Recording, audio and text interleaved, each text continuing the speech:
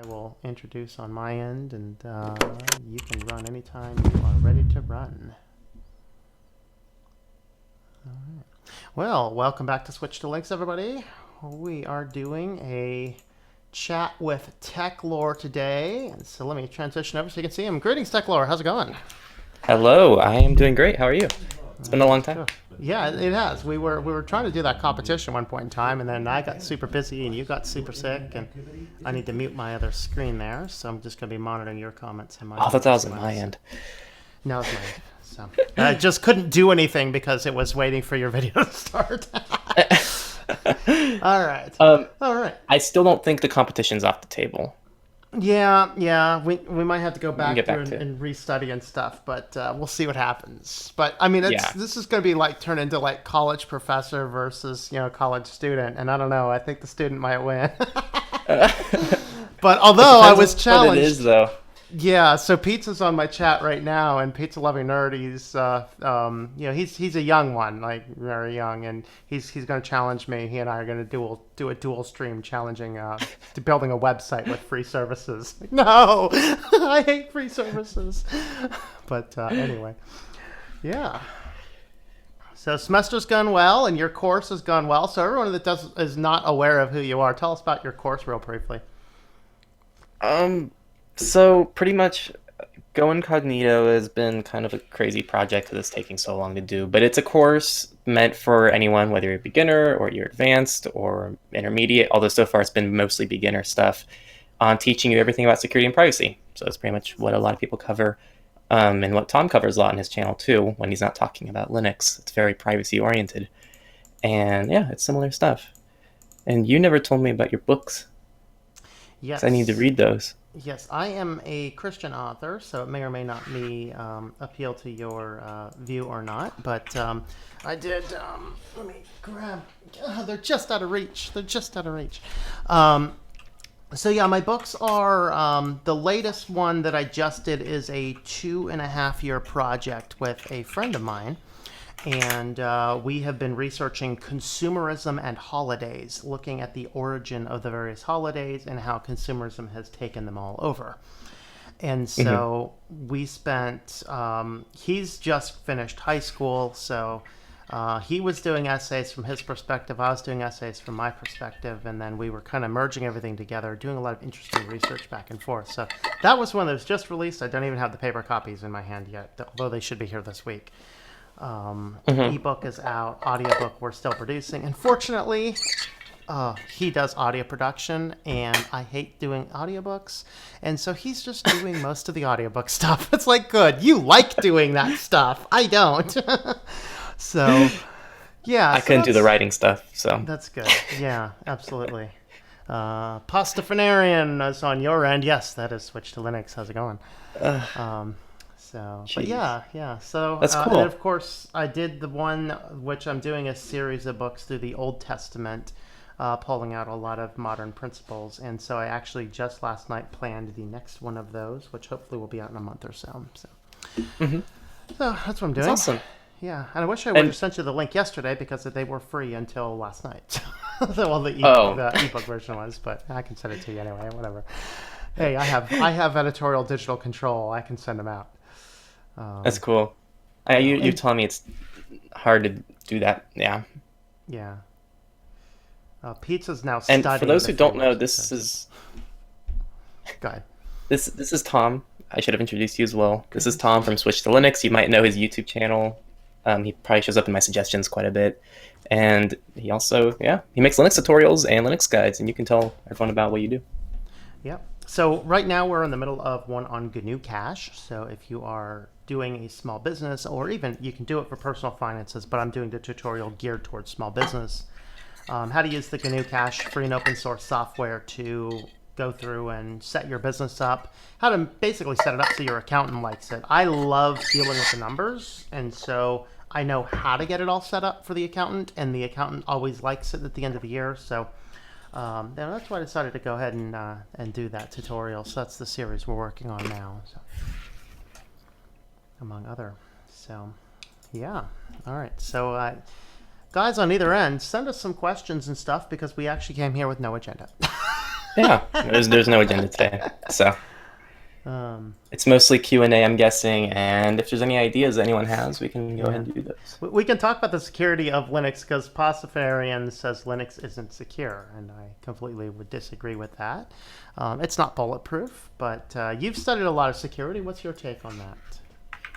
I wouldn't say study, but in terms of what I've read and from everything I've looked at, I mean, Linux does have issues too, and typically I'm guessing we're going to be talking about the Linux kernel for this. In general, I mean, I wish I knew specifics about each one, but it's open source software, so typically with the Linux kernel, you're going to be able to lean more towards the secure end because you have a community being able to make constant changes. Mm-hmm. And it's also going to depend on the distro too, because some distros are going to be rolling release, some are going to have slower updates, and I'm sure you can talk more about that in terms of the speed or the frequency of the updates. Yeah, and a mention about that, a rolling distribution like Arch is not inherently more secure than one that rolls about as fast as glaciers melt like Debian. Because Debian gets security updates just as frequently as Arch. The difference is the software versions change. So when you're doing software, you have package updates, which are basically feature updates. You have security updates. Debian does security updates, and then thus Ubuntu, Mint, etc. They based on those systems have those security updates. But Arch and Fedora and Opensuse, things that have rolling releases, these roll the versions, which I don't like doing that on production because I don't want stuff to change. I'll change it as I have to. So that's that. Well, I'm sure you might be a little upset then that my host OS now for the business is Arch Labs. Yeah, well, I'm running Arch Labs on that computer over there. So maybe you're not going to be too upset. No. I don't have any quibbles about which distro you use. Now, I have different computers that I use for different things. So, like, my writing computer is Peppermint because it is a super lightweight system that gets tons and tons of battery life, but it's a super lightweight computer. It only has 2 gigs of RAM and, a crappy dual-car hard drive that is for a processor that is slightly better than a mobile processor. And so Peppermint is just perfect for that. Production systems, I run Linux Mint on all those, except I run Linux Mint Cinnamon on all those. My backup system, which is all my personal files, is Linux Mint Mate. And then my system that rolls, it bounces every once in a while to different distros. Right now, it's been on Arch for about 2 months now. And it's, Arch is fine. It's just that when I'm doing production, I don't want stuff to constantly change on me because like the latest version of Kden Live, they did some things which really make editing harder from my methodology.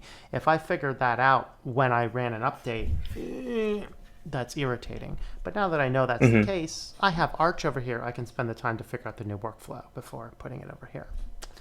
So that's why I run different systems for different things. Did you have you ever attempted a pass through before? A GPU pass through? No, I have not. It was a had pain in the chance. ass. Yeah. I don't know. What do you think of the whole setup? So right now I have Arch Labs on host, and then there's the Window 10 and through KVM with pass through. Do you know if you're using the LTS kernel or the non-LTS kernel?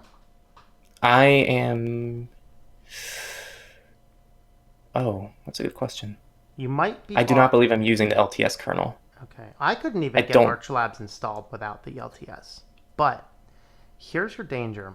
Whenever the kernel updates, which for Arch could be frequently, it might break VirtualBox. I did receive that warning. Although it is through KVM, so not VirtualBox. Oh, okay. So you're doing KVM. Okay, so you're probably doing a little bit better. Okay. Yeah. All right. Yeah. And for the guys on my channel know this, the guys on your channel, why do I use VirtualBox, not KVM? It comes down to licensing, because if I'm doing stuff for the business, showing videos, VM doesn't support that unless I were to pay extra for the license fees. But the virtual machine, there's no issues with it. So, yeah. Let me see if I have any questions here for you or myself. Okay. Is that switch to Linux? Is that switch to Yes. Linux? Yes. Yeah, well, And sub to the cat. that's an easy one. Maybe they didn't see the cat, so they don't know if it's you or not. Yeah, I know. Yeah. Cat's down there. He's around. I'm sure if I grab this box of treats and shake it, he'll come up. But anyway, let me check comments on my end. We got Mel Gibson's here. Been reading about Linux codes. GitHub, it's getting attacked every way possible by organized. Yeah, and that's yes, I agree. Connor Hanley, Katie Is it seems... recommended? Oh, almost as big as mine. Go ahead. Is it recommended to use Parrot OS? I've not used it. Parrot OS is an OPSEC distro, so I generally don't cover any of those just because I don't really want to get close to the hacking end of things. So there's Parrot OS, and I forget what that one's based on. Kali is the most famous one. There's actually another one I came up with that just showed up in my listing recently too. So, I mean, if you're a pen tester, yeah, I mean, use Parrot. I think a lot of your more professional pen testers probably use cubes and modify it, but I don't know much about Parrot otherwise. All right. So let's see. Many Win32 API softwares are like Windows 10 on a spare system again, really just that bad. Sure. Linux is like Monero. It is said to be secure, but nothing is secure. And I think that is a good point. Nothing is fully bulletproof, but it's all about how hard you can make it. So. Yeah, and there's different degrees of privacy, different degrees of concern depending on what you're doing. Some people say there's no anonymity once you get on the internet. I disagree with that. There's a radical difference between browsing the internet logged into a Google account and browsing the internet not logged into a Google account that clears cookies every time you shut the browser down. There's a huge difference between those. Yep. And yeah, Linux by design, because of how it isolates user groups and things, is more secure, but it's not perfectly secure. Mm-hmm. And that does tie into like what's your OPSEC and what kind of standards. What are you, I guess, it doesn't have to be what you're hiding from, but what are you trying to protect yourself against? And some people have much stricter restrictions than other people do. It really just depends on what it is. So some people might only be able to use Monero, and some people are fine just using a somewhat private cryptocurrency. Depends. So, as I got to ask, because I know you know about cryptocurrencies, Facebook has a new cryptocurrency that is now being backed by like Visa and Amazon and like a lot of these big guys. Give me your thoughts. I mean, it's kind of unfortunate because it is turning into the whole space where it's like, oh, I have a new cryptocurrency, everyone go check it out. And then before you know it, you have, how many cryptocurrencies are there? No one really knows. There's new ones coming out every single day. The scary thing about the Facebook one is that there was actually an interesting article talking about the commodification of surveillance now. So now you're starting to see that happening where we can actually start labeling the price of surveillance, and that's done by Facebook. So I'd read the article for more details, but it's really interesting just seeing like why they would make this move, because it's not in the customer's best interest. It really isn't. And in general, cryptocurrencies are supposed to be used in a way to give users independence from businesses and banks. But this isn't doing that. This is now a new tie to Facebook, and once you have your money on Facebook, they control that as well. And if they don't like what you say, they can just turn you off. Which is an interesting thing. Yeah. And that's a tough topic, because people can say things you don't agree with, and if too many people don't agree with them, their accounts get banned. Is that right? Yeah, and we're seeing that all on more and more often. In fact, this was actually kind of funny. So actually, Total OS Today showed me this yesterday, but over at is it slant.co, right? If you search best YouTube channels for Linux, right? We have Luke Smith, DistroTube, and I'm on number 3 on this, right? And so you pull this up, and there's like pros and cons. My con is listed as too paranoid. His opinions are presented without well enough support. And no, when targets a algorithm can determine your daughter's pregnant before your daughter knows your daughter's pregnant, we have some serious privacy issue, people, and that really happened. Okay, when the it was either Seattle or Portland. It's one of those ones up in that general area. The city government, did you hear about this? The city government, looking for more revenue, brought in a third-party firm to comb through Shoppers Club card records and cross-link people who bought pet supplies and bought a pet license. And everyone who didn't have both, the city sent them threatening letters reminding them that they need to get a pet license. Did you hear about this? I didn't. Okay, I don't use Shoppers Club cards because they do crazy stuff like that. Yeah. Or just set it up without your real information. Typically don't require the real stuff. Yeah, I mean, really, like, I have one friend that, uses it for gas points, and so I just use their phone number up there, which is actually crowdsourced Shoppers Club cards is best because it completely messes with the algorithm. They don't know what you are, especially like throwing a bunch of stuff in there, which is good. That's a good thing to do. If your ISP is perpetually tracking everything that you're doing, and one of the best things is to give it a bunch of junk data that it can't sort through what's real. Mm-hmm. So, I do that, or most places will just use a card at the register and just say, scan the card at the register. They'll do that too. Mm-hmm. So, but yeah, so I'm not too paranoid. There's real justification behind some of this, but I love that write-up. It was I got a hoot out of that. Anyway, you should send it to me. Yeah, that's someone said Linux isn't secure, but it's harder to get a virus or malware than Windows can. This is kind of a true statement here. So inherently, Linux isn't that much more secure. Inherently, it can be because of the open source and it gets more frequent updates and you have a community backing it up.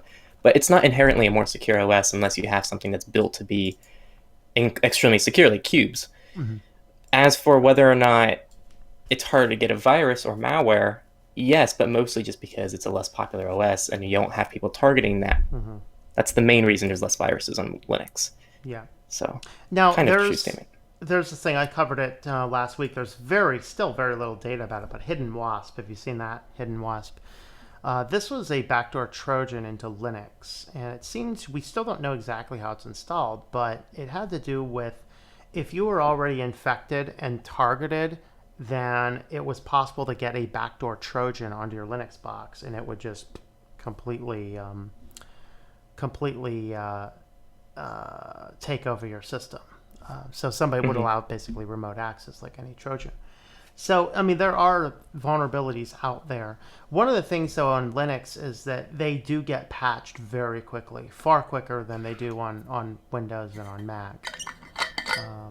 So there are definitely vulnerabilities, but...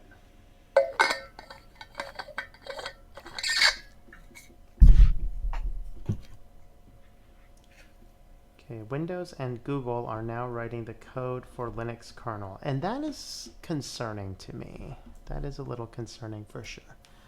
I don't know if what's your take is on that.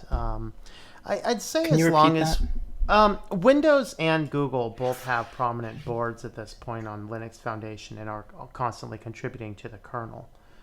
In fact, there was actually an NSA encryption tool that was put into one version of the kernel by Google. They ended up taking it out in the next version, but it did cause a little bit of a ruckus. And for all the Arch people out there saying Arch is better, Arch was one of the only distros that had it enabled by default. Whoops. But, but with that being said, though, it was,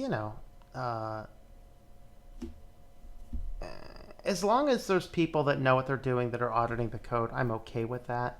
Somebody's got to contribute code, but at the same token, it is a little disconcerting, if you know what I mean.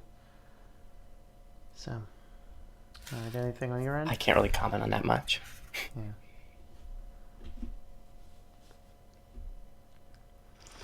Regarding your last video about browsers, what do you think about Safari? You didn't mention it in details. Do you consider it as a bad browser for pricing security? One thing you have to keep in mind is that all of this course was scripted like 6 or 7 months ago, which was before Safari unleashed. Actually, more than 6 or 7, since those were all scripted. And that was before they released their privacy security-oriented Safari, which to this day you still can't really harden, and it wouldn't really have a place in the next few lessons. So that's why it wasn't mentioned. So I'd still recommend Firefox or Brave, or even maybe ungoogled Chromium over Safari. Yeah, I found Safari not my favorite browser when I'm on a Mac. Yes, it's not even a good browser in the first place. Yeah. Yeah, in fact, it's pretty bad. Uh-oh. No! Techlore left me. I guess he'll jump back in a second. So we are actually doing this on... we are doing this call on Nextcloud. So we were talking about it and experimenting with that. So give him a second. He'll be back. All right, let me jump over the rest of my comments. STS Tech is having a Dr. Pepper and some beef jerky. There you go. Uh-oh. All right. Looks like he's on his way back. Welcome back. Get me out of full. You're still frozen on my end. Uh-oh, I'm frozen on your end. Am I? Okay. I'm going to go ahead and switch back over here, and we'll go ahead and reset on my end. Can you hear me, though? Yes, I can hear you. Just frozen. Okay. We'll go ahead and restart. Hey, that was the first glitch, though. All right.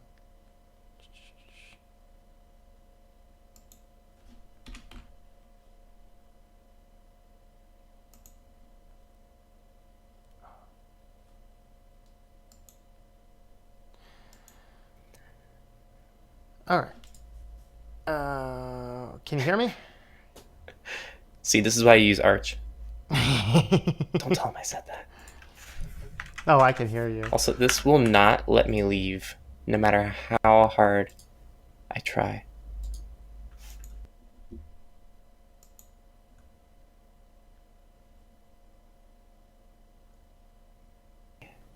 Okay, can you hear me? Get him back for...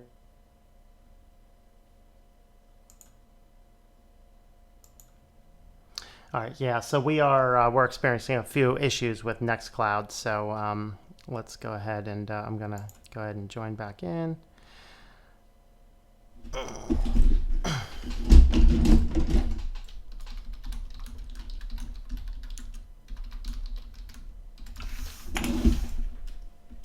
Okay, so... All right, well, I'm just going to keep it here until something happens, because I think it's on his end.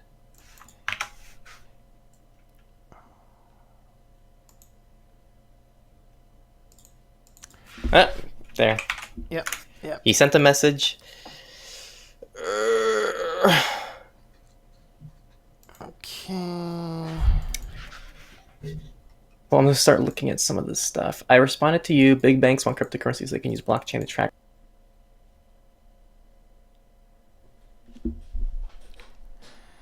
Just bear with me for a second here, guys. We're just testing out this system and...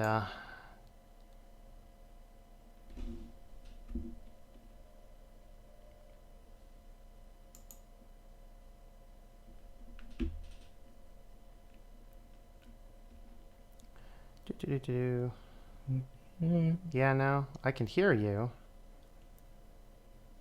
F, so many Fs. Thanks for the respects, everybody. Thanks for the respects. Tom needs redundancy. Shots fired. No. I use 2 browsers, Brave on computer and Firefox Focus on mobile. That's not a bad setup. If you want the convenience, that takes out all the work on your end. All right, let me... This is, as I said, this is a Windows VM inside of a Linux host. And someone asked what Linux distro I'm using. I'm using Arch Labs. Oh no, Tux is being held hostage by Windows. Kernel panic. What kind of mobile devices? Yeah, What kind of so you guys can hear him on my end, and he can't hear me. So is Brave what's going any good? Brave's on... good if you want something convenient that works out of the box. It'll do a decent job out of the box with privacy and security. Okay. As a matter of fact, this chat right here is in Brave, as you can see. Okay, I'm gonna reset things one more time.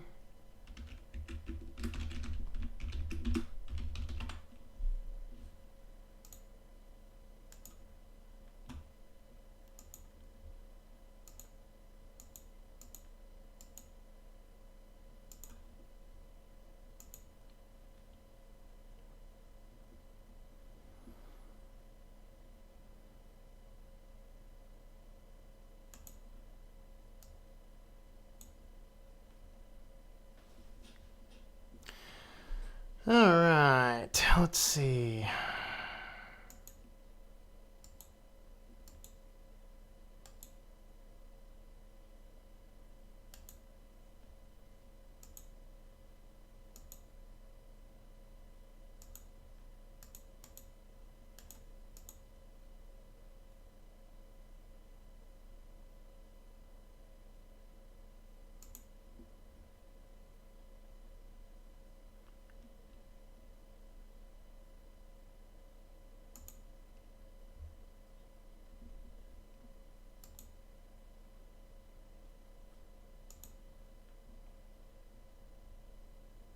Tips from people, like a Hey, surprising amount. Like I can you never hear me? thought we'd actually get that many tips from people, and we got it within like a month that I enabled it. So yeah, it's definitely All infinite. right. Yes, I agree. I wouldn't say infinitely, but I'd say that out of the box, yes, it's better.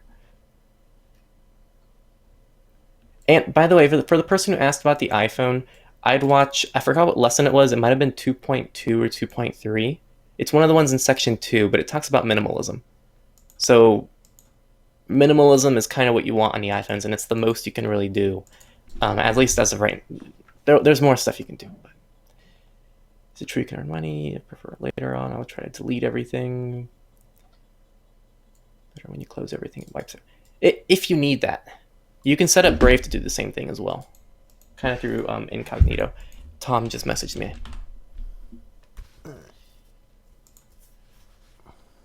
All right, so we are now switching to Google Hangouts.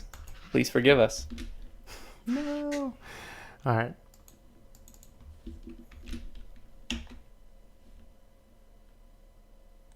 Okay. All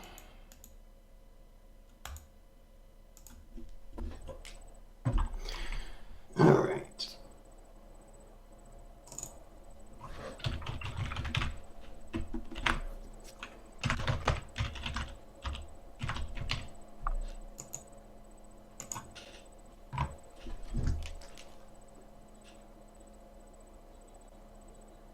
So give me just a second, guys. I gotta reset some stuff, including my audio. Don't.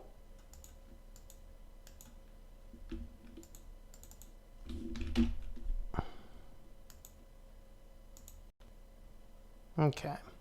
All right, now we're kind of waiting for him to jump back on. He should be here in just a moment. So we were experimenting with testing out Nextcloud, which was working fine until the little snafu. And the problem is that Firefox is not accepting my permissions, so it's allowing everything to jump in there, and but for whatever reason, it's not allowing me to access everything as it should be. So let's see. Let's all join. No. So just give us one moment, and he should be on in just a second. And please forgive us for having to switch to the evil side of life. No. All right. Let me go back and have a look at comments while he jumps on. Hopefully he will be here. Just a second. Oh, okay. He just got the message. Okay.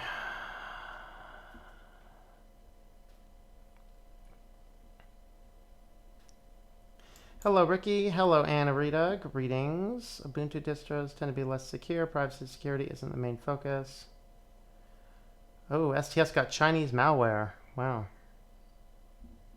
Ooh, he has not received it yet. All right. Let me go ahead and I'm going to need to go over there and log in and send it to him again.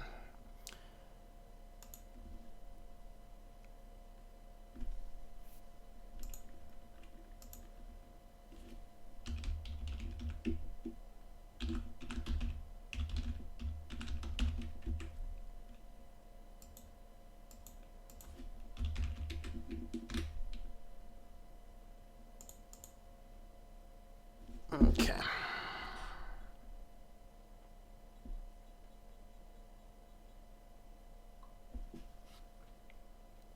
All right. All right. Let's see. Hit the like button. That's right. All right. Let's see.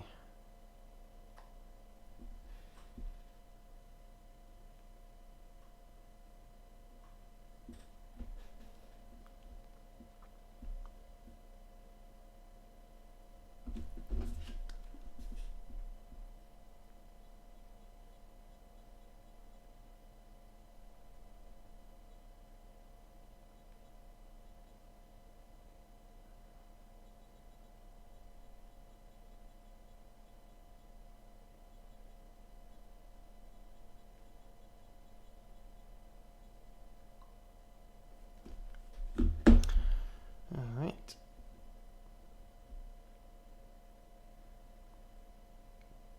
Double check my sent. All right. Yeah, if you jumped on late, we're waiting for Techlore to jump back on. We are just getting, we had a little bit of technical difficulty there, so. All right.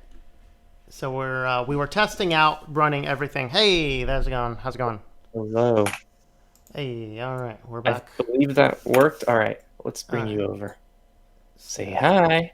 Greetings, greetings. All right, let's do another brief sound check.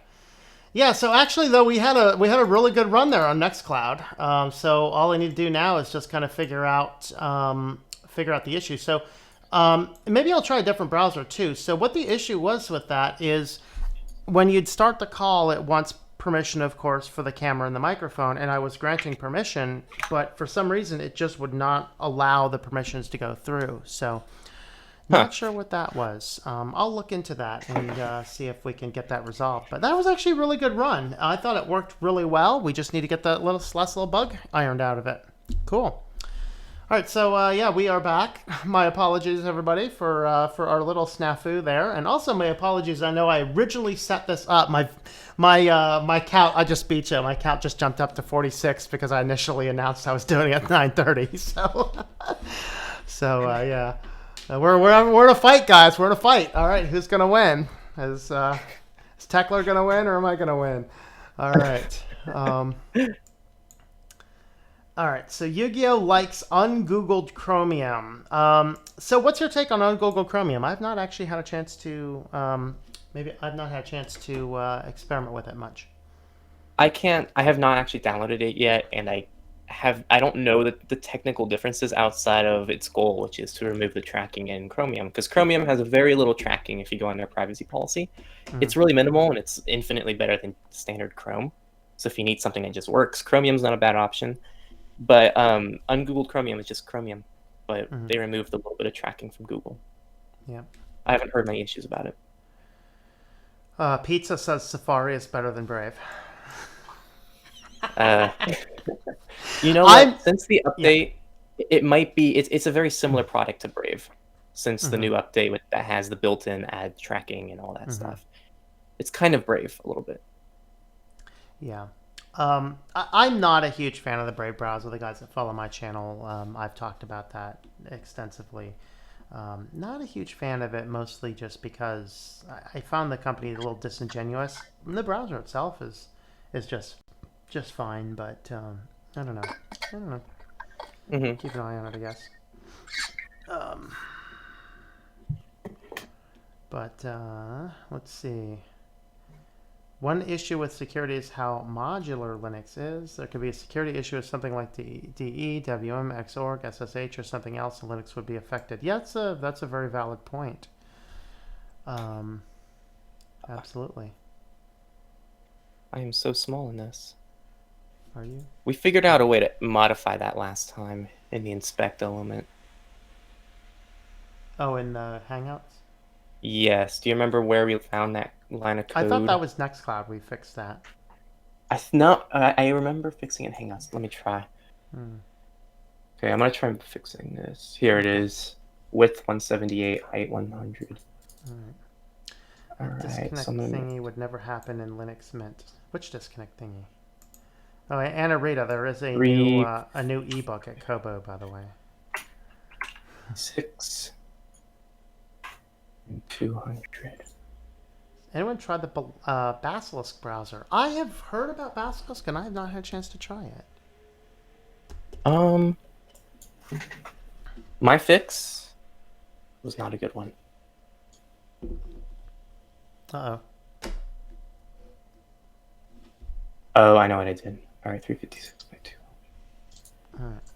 So if you guys are just jumping on, I know I had a big spike there. We're here joined with Techlore, and from over at Techlore's channel. So if you've not checked out Techlore's channel, go on over to his YouTube channel. And if you ever want to know anything about VPNs, this is the guy to ask. So you have an entire rubric about how you test your VPNs, right? Yes, actually, that's just the review protocol that I use. So, because And- everyone's always asking, is it sponsored? Is it legit? So it's a review protocol you can all look up and score yourself. And you have affiliates for like all of them too, right? That support them just to say, Only- hey, here's affiliates or here's not, or do you have affiliates for? Only the ones that score 4 stars and higher, because I don't want to be affiliated with anything I wouldn't recommend. Gotcha. And the only thing I recommend is what the scoring process says should be recommended. So Yeah. that's So this is my trying to end, make I this just higher. dropped his website in there, so you can actually head on over. He also runs the Go Incognito course. You may have seen some of the videos pop up from that. Excellent course on privacy. But if you check out his website there, I think it's under the VPN. This is where your rubric is, right? So Yeah, it's on the website. yeah, so right there's the review protocol, so you can actually go over there, see exactly how he tests his VPNs, and you can actually head on over to the affiliations to grab the affiliate links for all of the VPNs that score 4 or above. Yeah, and then And yeah, go ahead. yeah, you can't really see me. I'm on the bottom right of my screen here. I'm trying to figure out how to make this. I can see Bigger. you fine, and my guys can, but I'm not sure what yours looks like on your end. Let me see I'm if just I- gonna refresh. There, I just refreshed the page, and I'm just gonna deal with the small screen and not mess with it. I'm in the bottom right, everyone, so you can see me. I'm way down here. Hi. But, where are you on your screen? Oh, I see you on your screen. You're way down there. Yeah. Okay.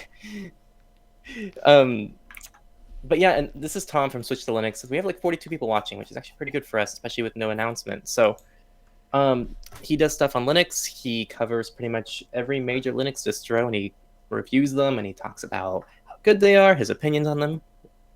Very major into opinions about them, and lots of other things too. Yeah, and my primary focus on my channel isn't as much as an under the hood Linux guy, as much as my focus is to teach people how to do real work in Linux, and that's important because not everyone wants to be a Linux geek, and I use the word Linux geek with the highest utmost respect. You know, we need all you guys to figure out how to solve these problems and post bug reports and stuff like that. But not everybody wants to be that. Not everybody needs to be that. But we all need to get work done. So, you know, I write and produce books, both, you know, in fact, not both, but all three: print books, audio books, ebooks, all completely produced and sent to the distributors directly on Linux. I do web design on Linux and, you know, just a variety of other things. Of course, all the videos and stuff are Linux. So, you know, that's really what my task is, to teach people how to do real work on Linux. You explained that a lot better than I did, and wow, I feel bad now. My intro is much worse than yours was. Oh, don't worry about that. All right. Brave was having trouble with payouts before they switched to Chromium Engine. Huh, really? Interesting. What, do they have a source on that? That doesn't make much sense. No, he just said check the forums. I don't know, but I mean, really though, they weren't really doing any real payouts until they switched to the Chromium Engine anyway. So, my early beef with them, it's no longer in there, just so you guys know. But they actually originally had session replay baked into the browser. Huh? That's not the best thing. Yeah, it was removed. Let's see. What has Chinese malware? Pretty much everything. I do, you do, we all do, you know. Use pale moon next time. Full screen. Ooh, have you looked into the Dissenter browser yet? No, I have not. I have not either. Now, and this actually raises some interesting issues because Mozilla seems to be gone off the range lately, censoring some degrees of free speech that some people are saying, and of course, they've done a few things that make me a little more leery of Firefox. Well, of course, one of the latest is Gab AI pushed out the Dissenter plugin, and Firefox blocked it. So Dissenter would basically allow you to leave comments on anything through the Dissenter app, so people could continue discussing and just engaging. But when Firefox kicked that off, it really made a lot of people mad. And in fact, I did a video just yesterday talking about Firefox a little bit. And I don't think they understand who their target audience is. Because their target audience is people who don't want to be tracked, don't want to be Google, they want to be free open source guys. So apparently what Gab did is they forked, I think it might have been Firefox, because I think, as you mentioned in your videos, Firefox is a lot easier to lock down than other browsers, right? Yes. And so I think they forked Firefox to create the Dissenter browser. I'm not completely sure about that. I haven't looked into it much, just a little bit here and there. So Let me check. Gnostic says there's a big delay at your channel. Is there a delay at your channel? Center.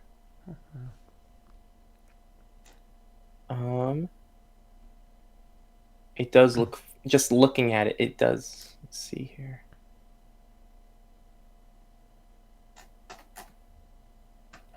FAQ.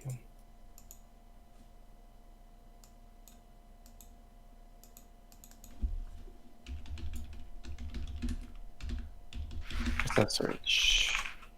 It does really help if I type in Dissenter, though, right? Doesn't say in their FAQ. Wonderful. Dissenter browser, a free speech browser. I can't find it on their site, and I just threw it. Might be in their privacy policy. Also, do you have a quick fix for Hangouts? Because it's really starting to bug me how small it is on the bottom right. Let me look at the source code real quick. Yeah, I could modify it a little bit. I would need more time to like narrow it down. Did you try just going into your inspector, clicking down to find your thing, and did you adjust the width and the height of that? Yes, it goes downwards though, so it'll go downwards and it doesn't adjust the cam. Let me try adjusting it again. I'll see if I can fix this. Oh wait, hold on. Okay. Alright, we're gonna try this one.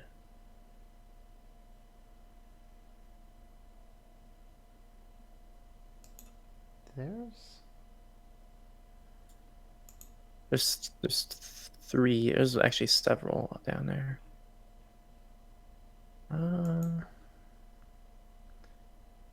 Oh, you know what? There's also an element just above when you click to inspect, just on the little thumb screen there. There's that element, but if you actually go one div up, there's another element that might be the one you edit instead.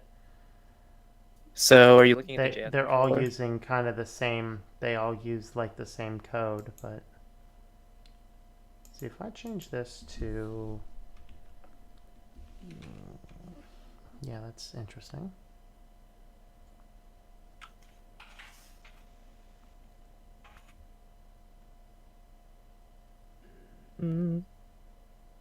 That's padding.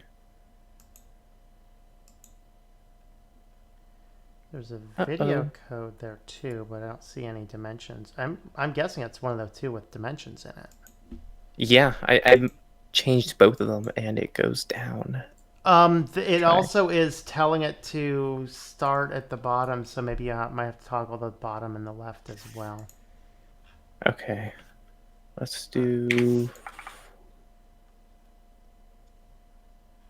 Okay. Ooh, all right, I got something.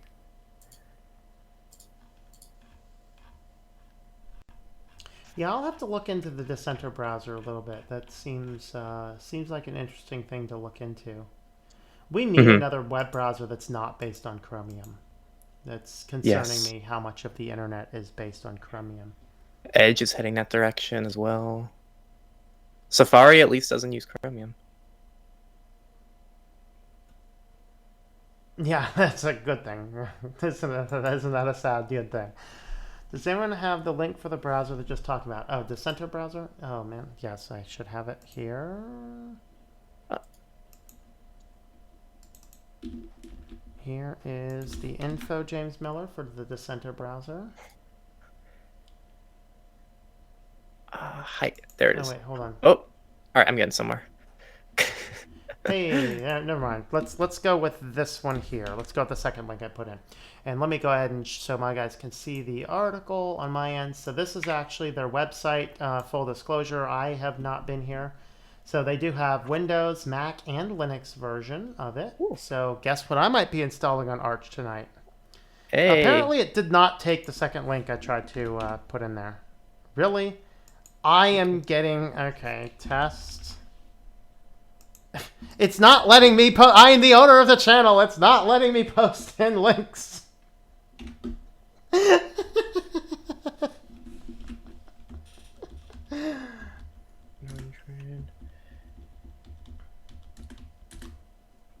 do 450. Okay. I am getting something here. Something like that. Are you getting somewhere? All right. So here. So let's see what it does here. So they say they block big tech ads and trackers. So Dissenter is a browser built for people, not advertisers. By using Dissenter, you'll be blocking big tech ads and trackers, making your browsing experience faster and more secure. Dude, I know what I'm doing a video on tomorrow. Comment on any URL. So basically the Dissenter plugin is installed. Customize your browser experience. Oh, that's fine. You can download an RPM and a deb package. Of course, you can grab it from for iOS.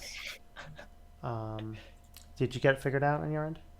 Yeah, no, I got it working now. All right, sweet.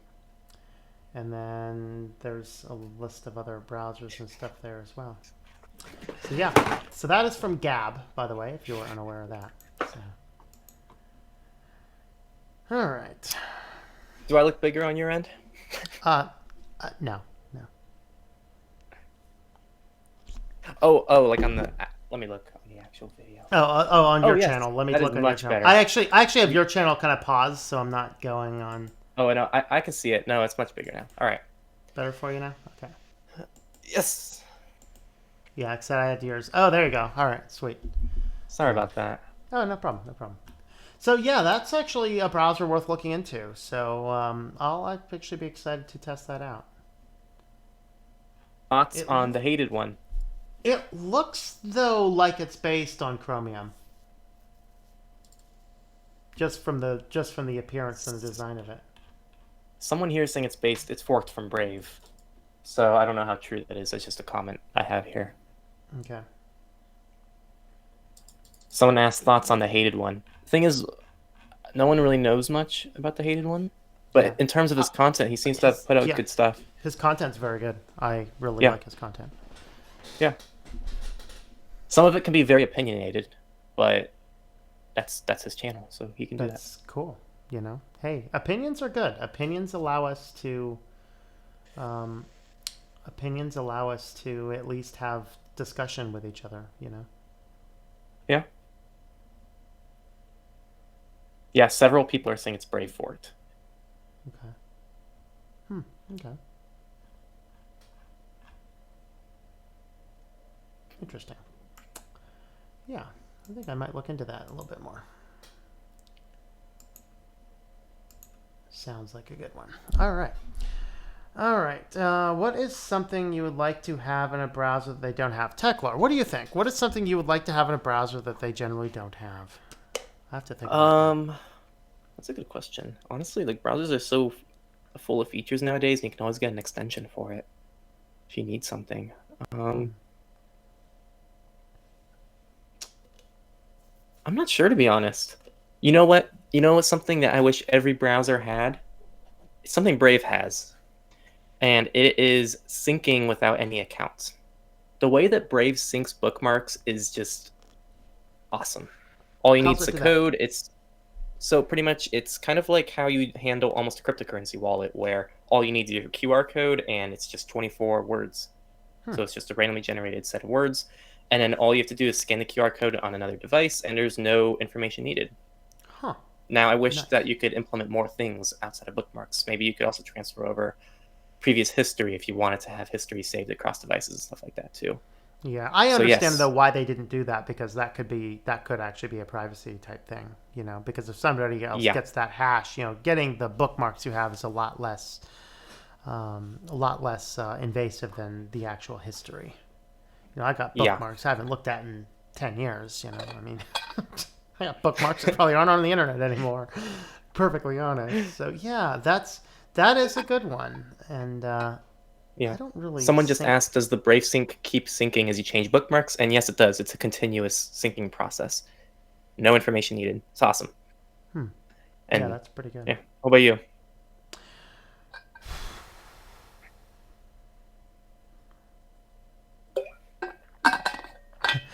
This is coming down the pipeline soon on most of them, but stop downloading any ad that is video or audio. Like, I'm okay with text ads, I'm okay with picture ads. I don't want ads that automatically play and have sound and download. Particularly, it's like some of us are on metered bandwidth, and I'll tell you, the last thing you have room for is to be doing tons and tons and tons and tons of stuff on, you know, data being taken up by videos and stuff that aren't relevant to what you're doing. Hmm. Yeah. I So, think that is becoming less of an issue though, because I think Chrome and Firefox now have, well, they always had the flags in the about config that you could use to get that to work. It's hmm just, I guess, like a simple feature out of the box. yeah.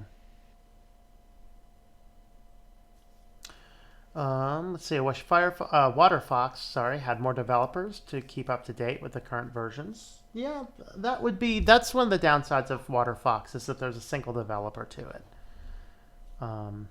But you know, Syllable Boy, greetings. With bookmarks, just have literally hundreds of tabs open. Yeah. What do you guys think of Richard Stallman's view of freedom and free software? What do you think? What's your thoughts? I don't. Richard Stallman? I do Richard's not know. Okay. Richard Stallman is the founder of like the GNU. So basically, without Richard Stallman, we wouldn't have Linux. But he is so anti anything proprietary that he pretty much just says if it has anything in it that's not open source, then it's a problematic. Hmm. Um, I wouldn't personally. I don't go that far. Um, I think that we can't deny his contributions to the software and to the privacy world, but at the same time, he is also 100% pure libertarian in some degrees, and in that respect, I don't completely agree. I lean very close towards where he's going, but I don't make too big of a deal with the fact that I might need to install a proprietary video card to get my system working right, because installing a proprietary video card on Linux is infinitely better than using Windows.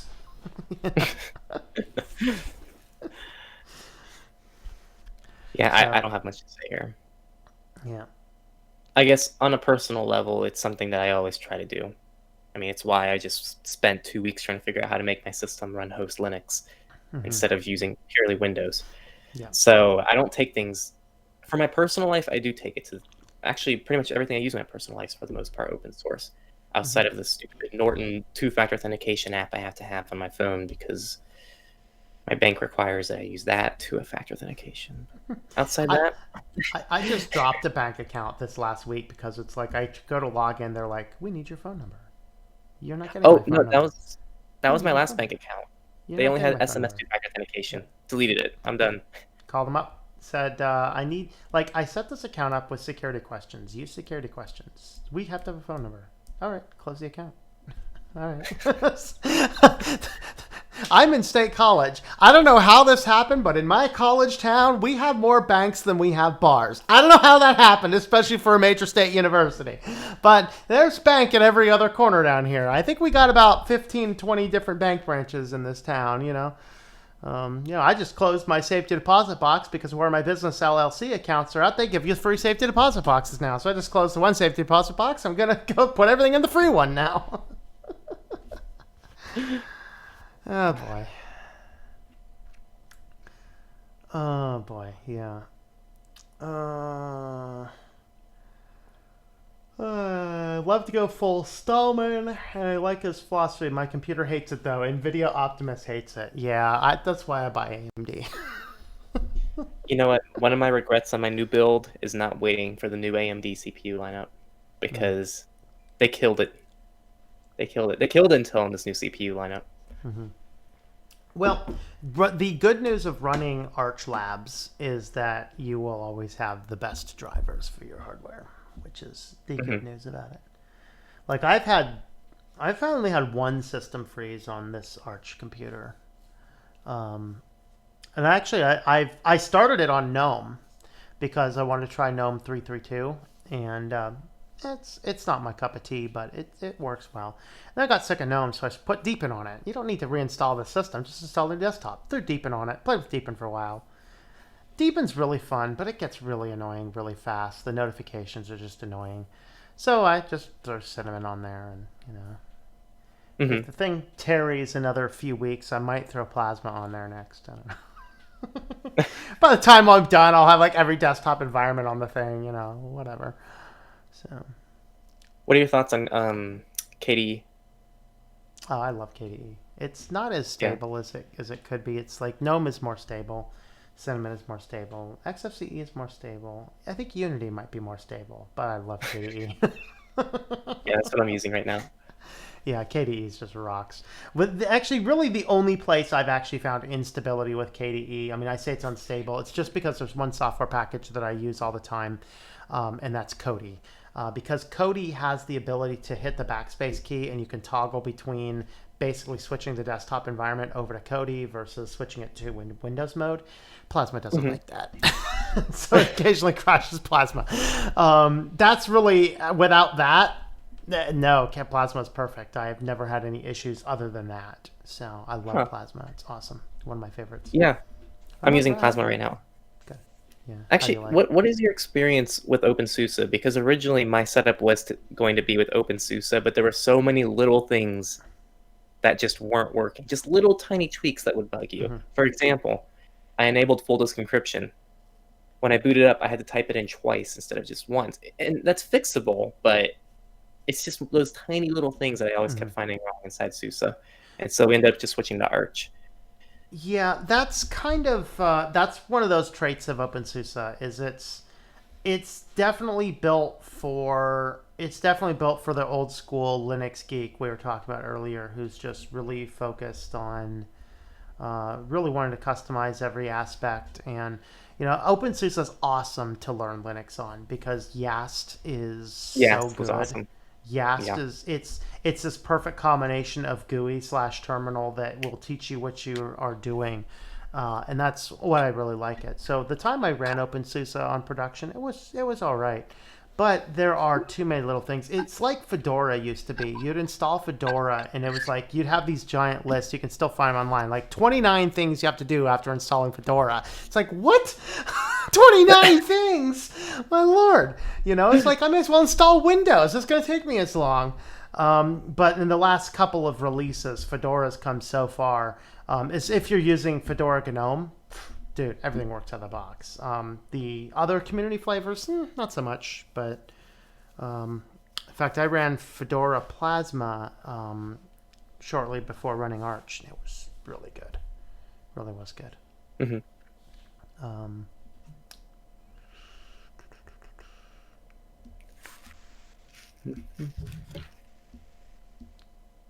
Can't all be free. That's right. Happy Father's Day to everyone. All right. Oh, that's right. It is Father's Day. Happy Father's Day. Yeah. I rarely ever talk to my father, so Right. I forget about days like that. I thought using Frametalk once Hangouts shuts down. Yeah, Serge keeps telling me about that, and I will eventually get over there and look into it. I want to try and get. I want to try and get that Nextcloud working. Like I said, that's the issue with the Nextcloud. It wasn't taking permissions in Firefox for some reason. I don't know why. So. Hmm. It was working in my Firefox. Yeah, it was weird. I'm gonna check the forums and see. Also check if there's another update. Like I said, I haven't actually tested that system out. It was actually working really well outside of that little bug issue. So I'll check the forums and see if there's something about that, something to tweak it. The center is linked to Ray Vaughn. Do your research and know what you may become involved in. Yeah, Ray Vay. Yeah.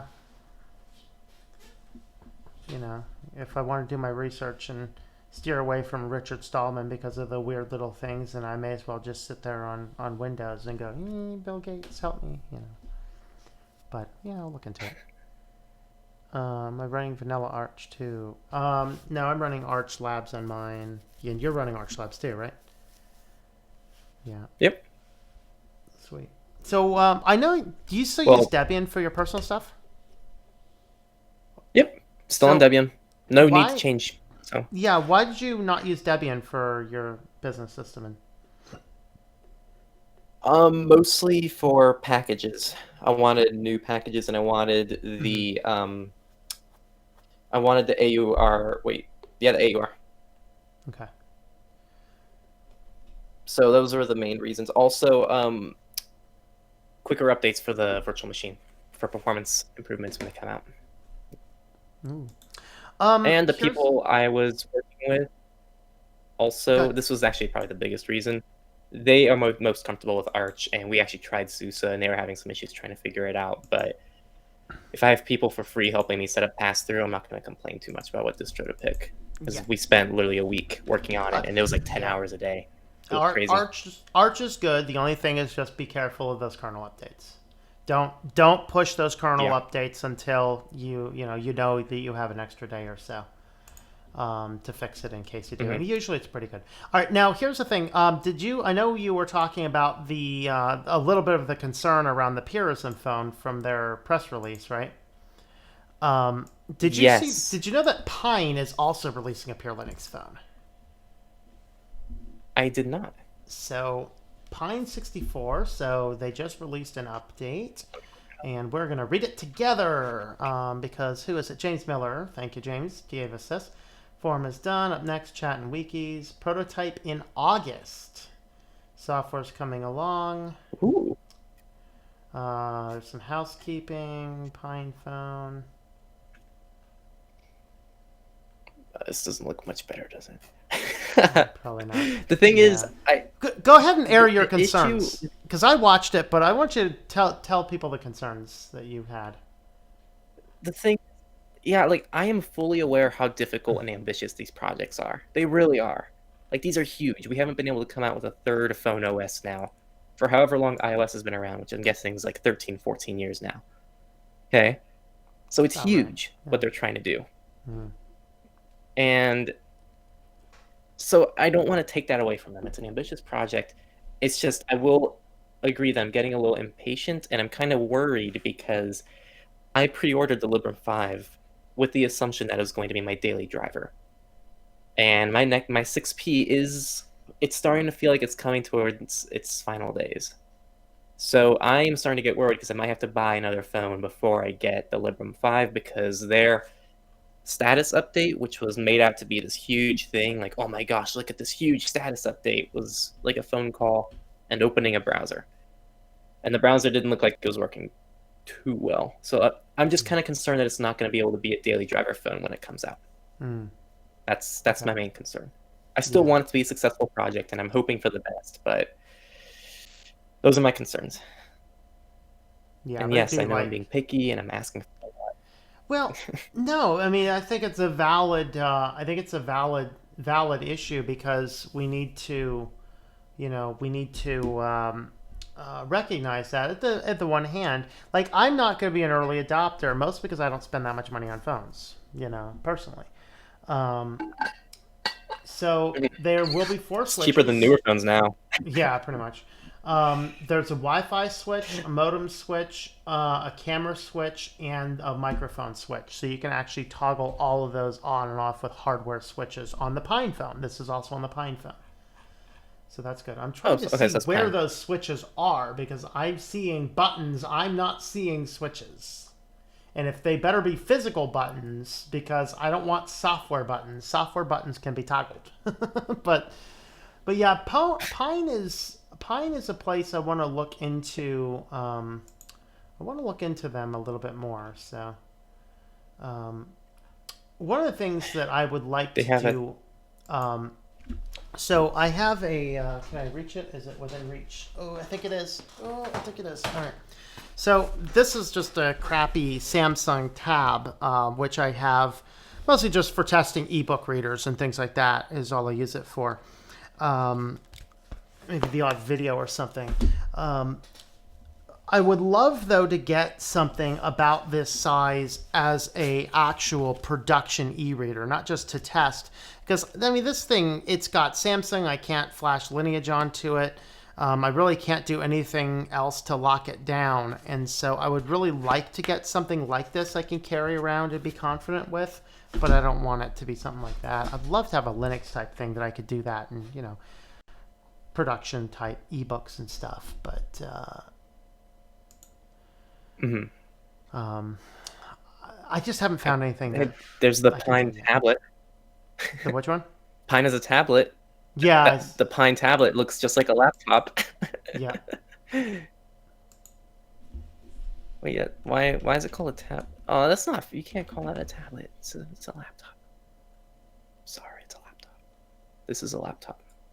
Yeah, No one disagree with me here. This is definitely a laptop. maybe it has more to do with. I'm gonna have to go back into the link there. Go to the site. Maybe I don't even. If the computer, if that keyboard is completely detachable, that's actually kind of exactly like what I want. I would love something like, and Hmm. you've seen those little computers where a real little computer. They have a completely detachable keyboard. I would love to get one of those so I can get Linux on. Now, I experimented with one of those about a year and a half ago, and they weren't there. I think that they might actually work better now. But yeah, this definitely does look more like a laptop. That's not a tablet. It's okay. And also, someone mentioned, have you learned the pre-order lesson yet here? Because I pre-ordered the Librem 5 like 3 or 4 months ago.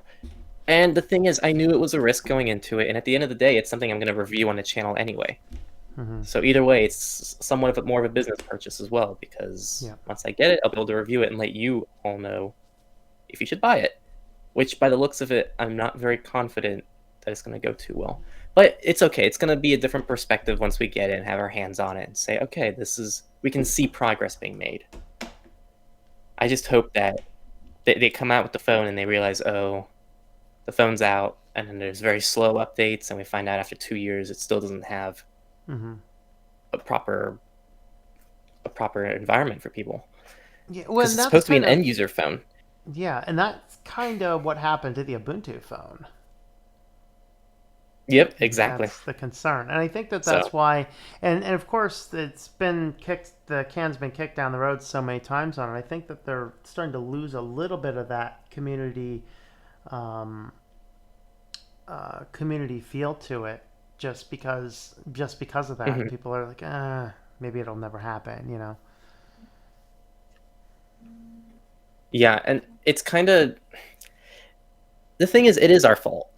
It's indirectly the community's fault, because if you have a huge community that actually believes in open source phones and open source softwares, you're going to have the money to back it up, and you're not going to just have Pine and Librem or Pine and Purism putting together products.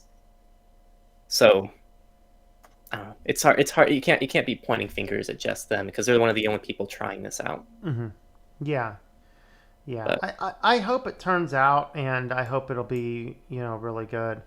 Um, so one of the cool things on the Nexus 5X, you can actually get a Kali port to that You can actually turn your phone into a pen testing system. That's pretty cool. Hey, I still love the It 6P. yeah, It's a it great messes up the camera. That's the only reason I don't run it. phone. But like I said, it's weird because my 6P, I think I just need to come to the conclusion that my battery's shot. Because every time I update Lineage, I think, oh, is Lineage is there a battery drain update? Is there a battery drain going on? And then I'll go through and I'll disable all notifications. I'll get rid of every single app on my phone and it still drains. And I'm Did you thinking get this rid of can't be Signal? Lineage every single update. I disabled all notifications for Signal, so it only Yeah. updates when I If open the app. no, if now this was actually solved only about a month ago. Non-G apps lineage on many phones, Signal drained the battery bad. That's why I didn't use it for a while. Mm-hmm. I'm using Signal It's because they don't now. have Google Play services. Yeah, well, they fixed the bug in the last update. So two I updates should be ago. up to date. Yeah. Wait, But when was that? Oh, 2:52. I have that. yeah, Yeah. so I first experimented with Signal in March, actually. I put it in, and I'm looking at the phone. It's like, man, this thing's burnt through all the battery. So it turns out it wasn't just Signal being on the phone. It was if Signal was connected to your phone number, then it would drain the battery. Whether you Mm-hmm. even used it as the default or not, it would drain the battery. Hmm. So I kept it on the phone and I detached it from the number, no problems. And then an update came down about, I think it was about 3 weeks ago, 2 or 3 weeks ago. An update came down. I pushed the update, tested again. They solved the battery problem.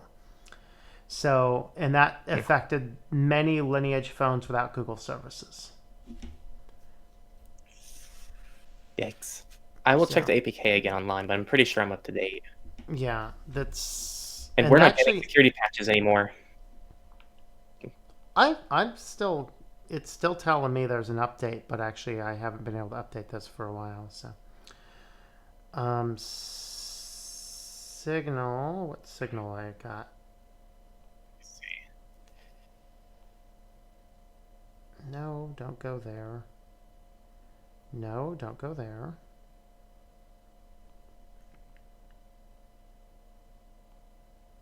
So I am running. Right, that's 441.6.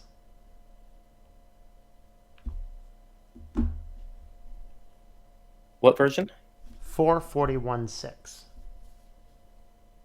441.6. Let's see. Yep, 441.6. Yeah. Still, If you go into your battery settings, is what's taking most of the battery? it's all. Well, I only have like 3 or 4 apps, so Yeah. Signal just shows up on the top. But there's so few apps that it's hard to tell. Like, there's nothing to compare it to because my phone's not used for anything else right now, really. Throw a So bunch it'll more show apps like on it just to 80% see. Signal, but like, it's not a bad idea. Like, I should have something there to compare it to because nothing else is really showing up. Jump onto F-Droid and just download a bunch of apps just to see, then delete them in a day or two. Yeah. I've been experimenting with different book readers. I found that FB Reader, which is the base of what the book reader is I use, you can embed custom fonts on ebooks or titles, but it doesn't accept custom fonts for the body text. Andrus says my stream is lacking a lot compared to Techlore's. What's my stream lacking? Come on, I'm transitioning and showing you guys articles on the screen. I got both of us the same size. I got comments down the middle. What do you guys want from me? That's all right. So I can use Google Let Play me still pull as yours well. up. What are they talking about? All right. So thoughts, goodbye from London. It's past 3. Well, hello, London. Thanks for joining us, and have a good night, London. So they're inside back covers. So they don't inadvertently get turned off. Oh, okay. Okay. So that's the Pine phone. You can toggle switches. My community seems in agreement. It was a laptop, not a tablet. Okay. There's already a community around the Librem 5. Yes, there is. We're not denying there's a community. We're just saying that it could be bad for the community if people start doubting the project. That's why I don't want to doubt it too much. I still want to be ambitious about it. Yeah, Is Instagram just as dangerous for privacy as Facebook? Go ahead. I'll say it's Comment's not owned going by anywhere. it's owned by Facebook, so I ain't touching Instagram with a 12-foot pole. Yeah, that's one of the main reasons I got rid of Instagram as a social media platform. One of them. The other side of it, too, is that one of the big wake-up calls to me when I went to the cybersecurity conference here was everyone uses Twitter. Everyone uses Twitter. All the professionals use Twitter, and it's the best way to connect with people. And it's a good way for me to share information to all of you, and it's all text-based. You can sign up for it relatively privately, and it's not as bad as Facebook. So, Yeah. yeah. I Also, always from a business perspective too, you don't have to create images for everything like you do with Instagram, which is kind of a pain in the butt. Yeah. Just a note on Twitter and other things like it. Just keep in mind that all of these companies are trying to get your phone number by default. Never give your phone number. Do not ever attach your phone number to anything. It becomes the weakest link. So fight with them with it and sign in by email instead. Look for that 2-point font to click here for email instead. That's the type of stuff you want to do. So yeah, I have a Twitter on my thing as well, which I don't use as much as I should, but I also hate social media. So what can I say? I'll follow you on Twitter. Yeah. I didn't know you had a Twitter. Yeah, I took a week a while back and I added a bunch of social media accounts just for the different people. So I'm on Twitter, Gab, Minds, MeWe, Reddit, and Mastodon.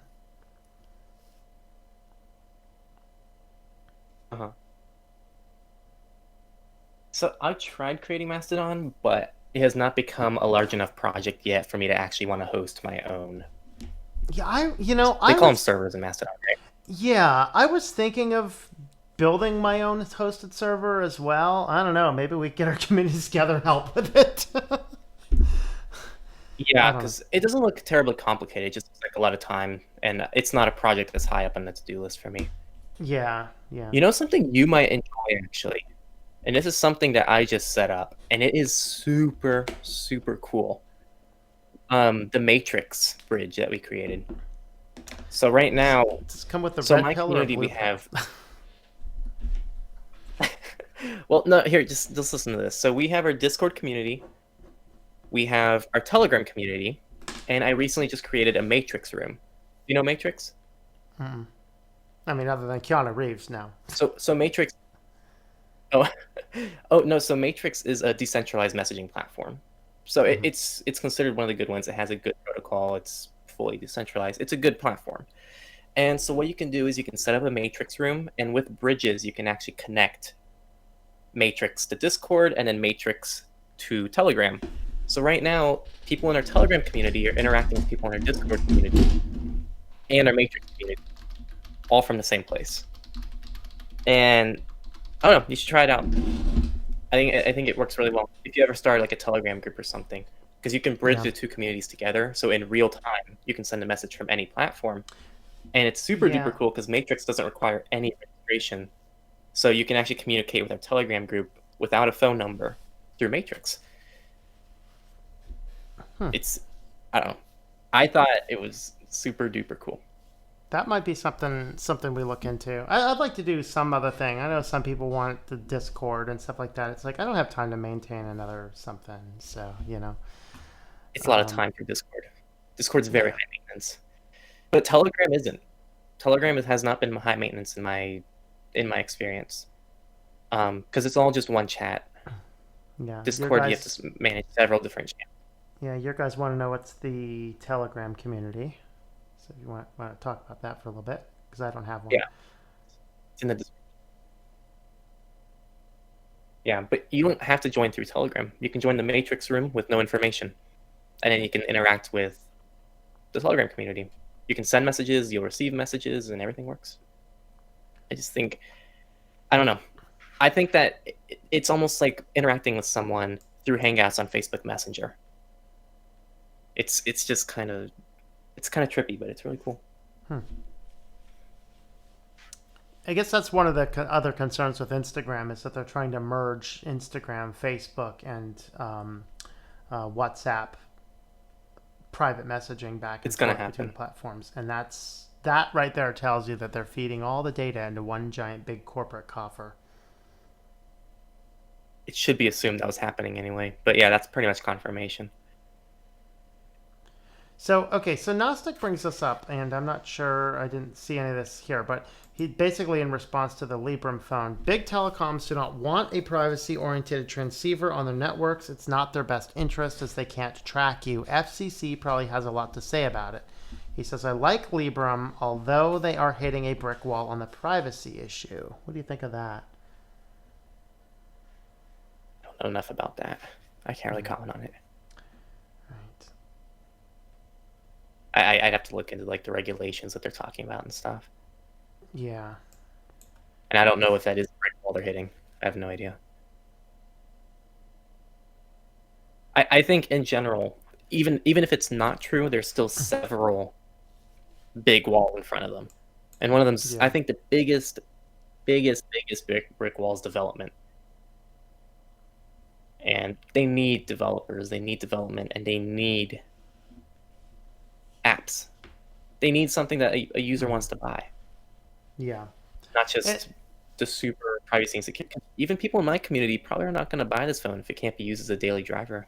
Mm-hmm.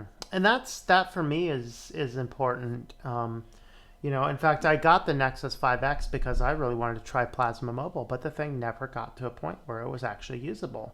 Despite you can still install it on it, but it's just like, no, I need this as a daily driver. I'm not, tinkering on the background. And so that's the thing is, yeah, it's got to be something we can use. I didn't know Plasma was trying to release a mobile variant. Oh yeah, it was a pretty old one actually. I mean, it was supported on the OnePlus One and the Nexus 5X. If it tells you the age of the project. But yeah. Someone asked, is Twitter, actually several people asked, is Twitter private? And no, I'm not saying that Twitter is private by any means. I'm just saying that Twitter is arguably better than Instagram, and it allows you to create an account easier than Instagram. Instagram blocks you out right away if it sees anything wrong with your account. Yeah. And I forgot to mention, yeah, Darkstar. Welcome, Darkstar. I did see your interesting introduction message. Okay. So Skybar says Signal isn't on F-Droid or Orb VPN anymore. Do you have any comments as to why? I think I know, but I'm not 100% sure. They did announce why at some point. I forgot the reason, actually, but there was a decent reason. Didn't it have to do with the fact that it had to have Google Play services to compile? No, it might be.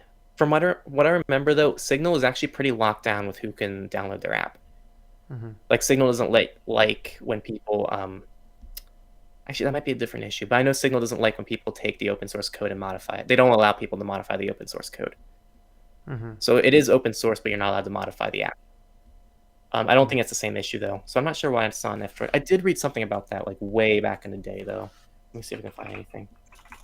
Yeah, because I know for a while it kind of had to have the Google Play services. It does not any longer, but it did cause a battery drain for a while.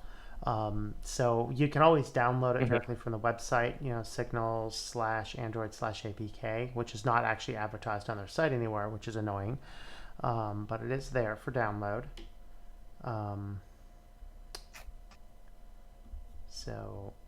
But yeah, I think you're right. It had something to do with they didn't want other people to compile it, which is odd. Because it makes you question, is the signal that they're distributing really the signal in the source code? Yeah, and I mean, I think it also questions, like, what are their reasons behind that? And from what I'm reading here, they want to keep it inside the Play Store, which is like, why would you not want to put that on F-Droid or put it anywhere else? I don't Yeah, know. especially like it's But another case of do they understand their audience? People use Signal because they don't want to use the Play Store. Yeah.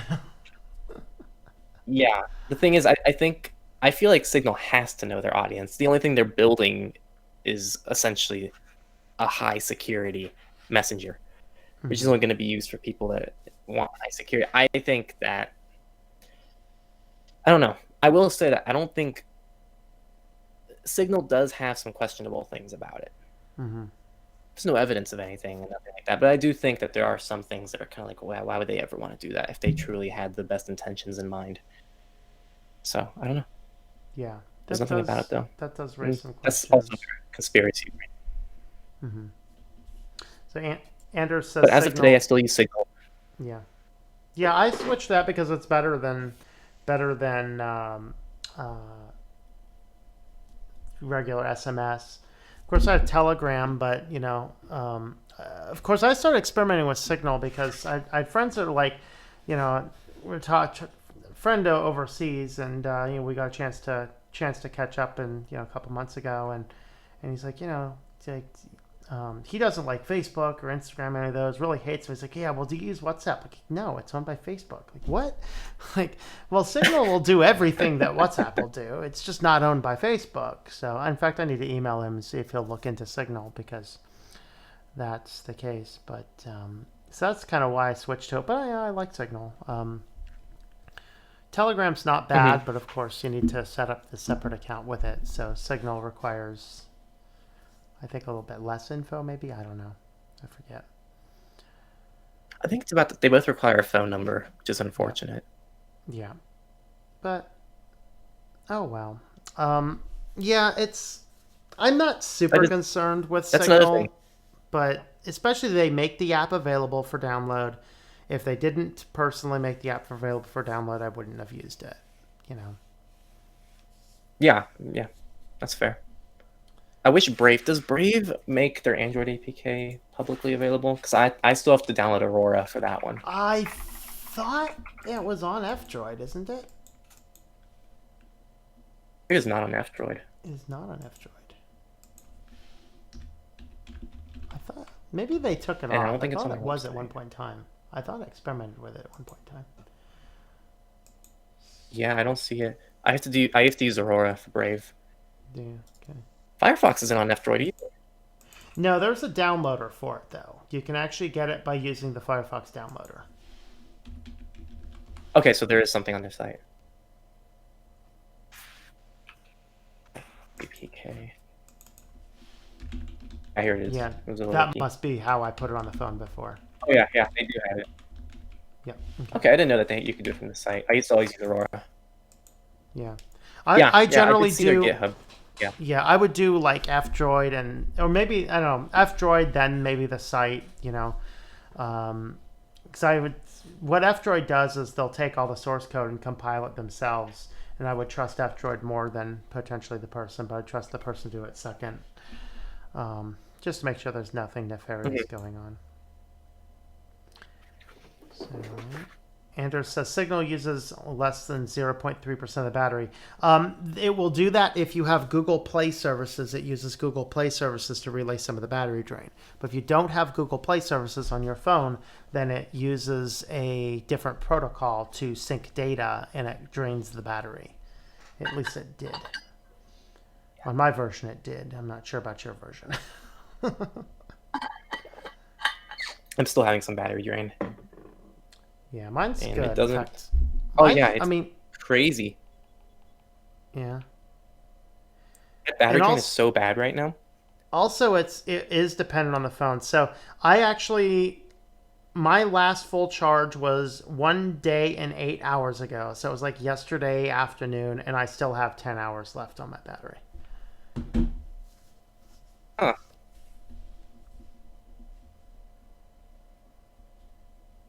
Oh my goodness.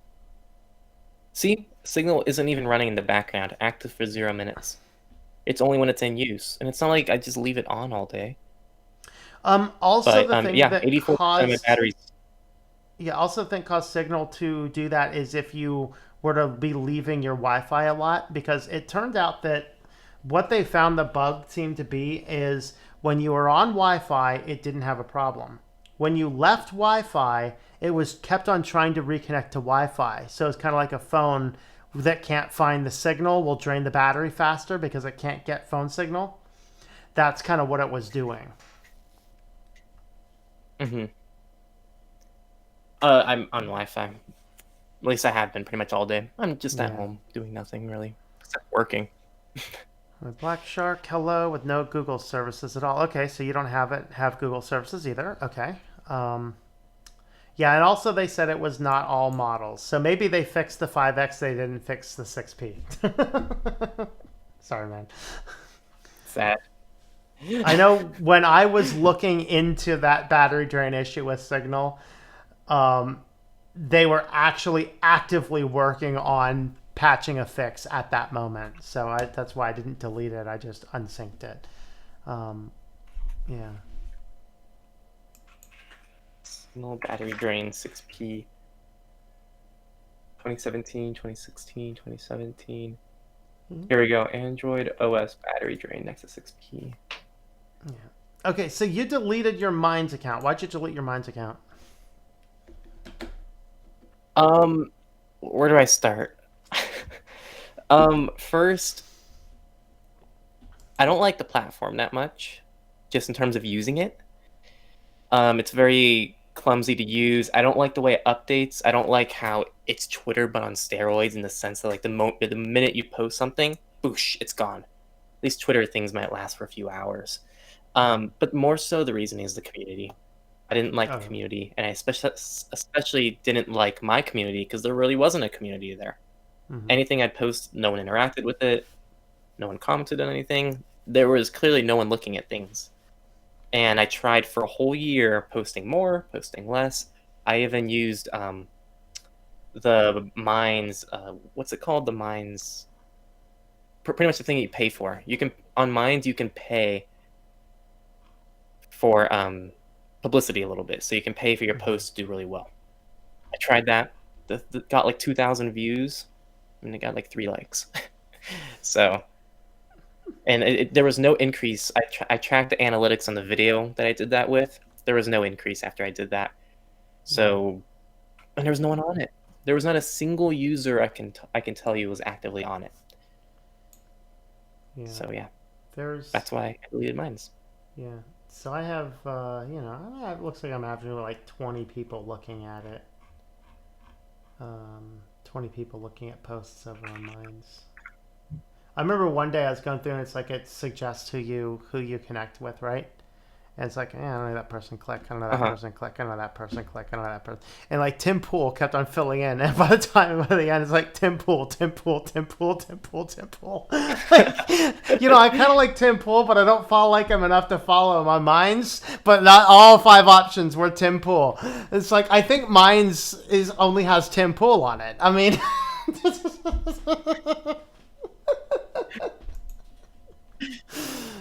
Oh man, that was good. Yeah, so it's too bad. It's a good idea. It wasn't working for my community. It really wasn't. Yeah, I think my number one. It works for you.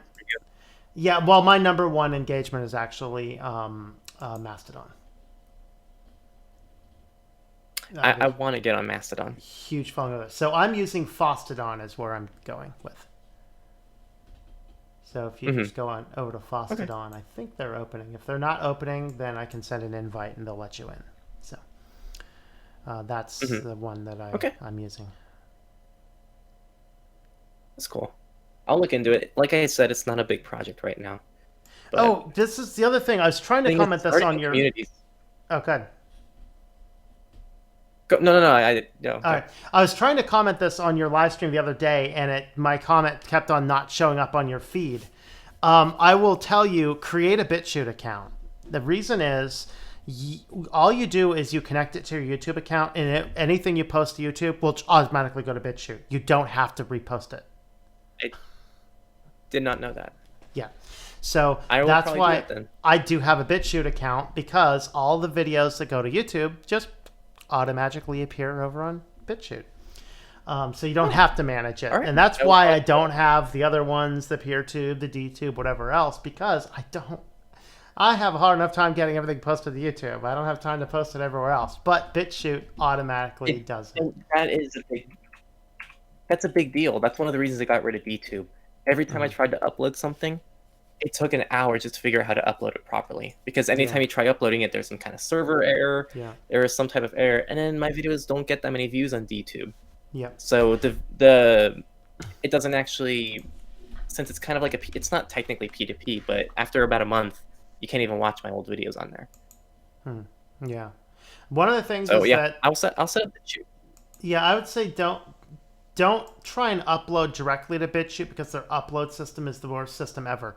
You literally have to push upload the video and wait for it to upload. And then you can go in and upload a thumbnail. Wait for that to upload. And then you can go in and edit everything, the descriptions. It's like, really, guys? You can't set up a system where I can upload the video, upload the thumbnail, and edit the description while I'm waiting for the video to upload. But the good news is I rarely directly upload anything over there because, it just automatically comes over. So, one of my users brings up an interesting point. And I want to ask you about it here. So he's saying, but your vids on BitChute will be besides flat earthers and 9/11 deniers. And this brings up an interesting point that all these platforms we're talking about, which are like the freedom of speech platforms, do have this kind of community tied to them. Well, it's all conspiracy, mostly conspiracy theory based stuff and stuff like that. So what? So it's the same thing. Sorry for using the Christian analogy, but it's the best example I can think of off the top. There is a very prominent Bible teacher named John MacArthur who is probably, in my opinion, he's the soundest theological preacher in America today. And of course, if you turn on any television sets looking for Christian stations, you are going to find nothing but whack jobs and freaks. All these slaying people in the spirit and stupidity that's just not Christianity. Well, they made the decision. They had this internal discussion. Should we go onto these platforms or not? Like, if we go onto these platforms, we're going to be right next to, Benny Hinn and all of his crap and, Joel Osteen and all these weirdos. And they said, you know what? Ultimately, we got to get the truth out there somewhere. And so we don't care. And he did the same thing using a very controversial, popular Bible translation among one of several other ones to do his study Bible in. Why? Because it's what people knew. It's the same reason we as privacy advocates post stuff to YouTube, because that's where people are at. But with what we talk about does fly in the face of YouTube and what they want to do. They don't want people to be woken up to what Google and YouTube does. And so we have to be ready to jump ship if we need to. You know what? I don't care if I'm next to flat earthers. You know what? Flat earthers, they can have their discussion about flat earth all they want. I might want to go research their ideas and thoughts because I have a functioning brain and I would like to tear their arguments apart, if not directly to them, at least in my own head, so I know I'm not going crazy. So the fact that YouTube's trying to kick off flat earthers and other people like this who are not breaking laws, they're just saying unpopular opinions, I don't care. You know what? So what? So I'm next to a flat earther. So maybe the flat earther will stop watching flat earth videos and watch something about Linux instead. What's the harm in that? That's my thought. I don't know. That was long, but what do you think? Yeah, I mean, I do agree. Like, it's not going to affect your content being next to other content like that. So, but I do think that I do think it does discourage people from joining it, though.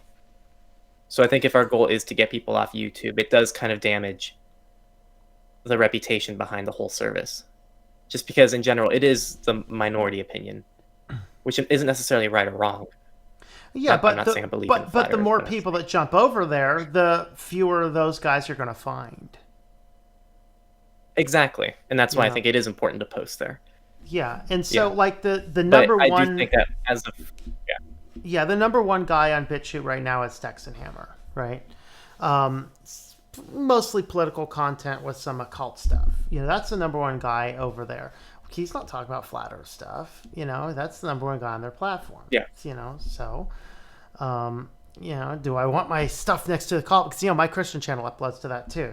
Ooh, my Christian stuff's next to the occult stuff. So, you know what? We can watch videos and agree and disagree and agree to disagree. That's okay. But as long as we have a free and open voice to disseminate ideas, that's what's important. So. Wasn't that what YouTube's for? No. Not in this. If I thought that a month ago, I don't think that now.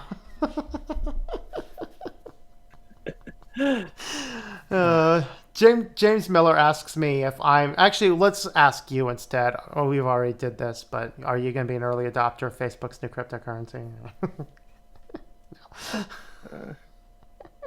No. All right. Are you? No. The sooner you go in, the sooner the moon. Take the mark of the beast from Facebook? Of course not. Techlore is lagging. He must be in a hidden space lab. I don't know. Are you a hidden space lab? No. No. Firefox will lag sometimes when I do this. I could probably try and reset my Hangouts. It'll probably fix it, but I don't want to try and reset it again. So. I'm just so happy that my Hangouts is showing me bigger now. It's you just so gotta frustrating. Save that code. Yeah, you gotta save that code. Yeah, the worst part too. Yeah, the worst part is my logo covers it up because I have the overlay on the channel. Oh yeah. It was like right the exact size of the logo, so you didn't see anything else. Well, you're a privacy advocate. I have to actually get That's true. Although I guess, I don't know, it goes both ways. One of the regrets I have is showing my face on the channel, but I think it also is important to have a face for certain topics. So it goes both ways. And that's where I think, someone said I have to actually. Go ahead. No, this is totally different. Go ahead. No, as to say, I think that's where guys like the hated one we talked about, Black Pigeon Speaks, never show their faces. I think that's a good thing, in a way. Yeah. Someone said I have to actually get my friends to utilize Signal, but they probably won't. That does bring up a good point, is that not a lot of people use Signal. And that's a big question of, how do you get people to use Signal? And I think it's more so just letting them know that it's something that you prefer, something you want. Just tell them why it's important to you and why. It's hard to describe this on the spot. I just like to tell you that I'm going to cover that and go incognito, but I also want to answer the question now, is that there are very good ways to convince people to try something out that's new. And just tell them, I'm not comfortable with my messages being read by who knows who. And with Signal, I have a lot more peace of mind with the way that we communicate.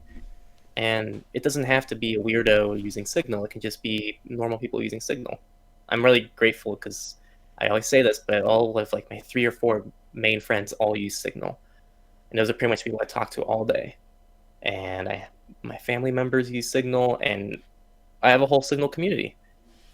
And it's great. We can all call through Signal. There's no call groups, though. But, yeah. Do you have any tips on converting people? If you want a harsh term for it. No, I mean, generally I don't have a ton of luck with that, but at the same time, there's a couple people, I have, the one kid that I did co-authoring stuff with, we have a Telegram account. Mostly, though, we put that on his phone because for whatever reason, text messages with pictures just would never get to his phone. And we're looking at the stuff, and it's just for me. So I think it was an issue with Verizon to AT&T or something. So we put Telegram on his phone. So if we want to send pictures, that's what we use. We use Telegram instead. So, but we don't use that. And, I think he's moving towards the security and privacy stuff. So he'll probably eventually try Signal, but I don't know. It's a slippery slope. Yeah. Someone did say, I like that you show your face. It makes the channel more human, which is kind of what I was saying. There are some things that are better communicated with a person behind it. And there's more availability to do that kind of stuff. Mm-hmm. Absolutely.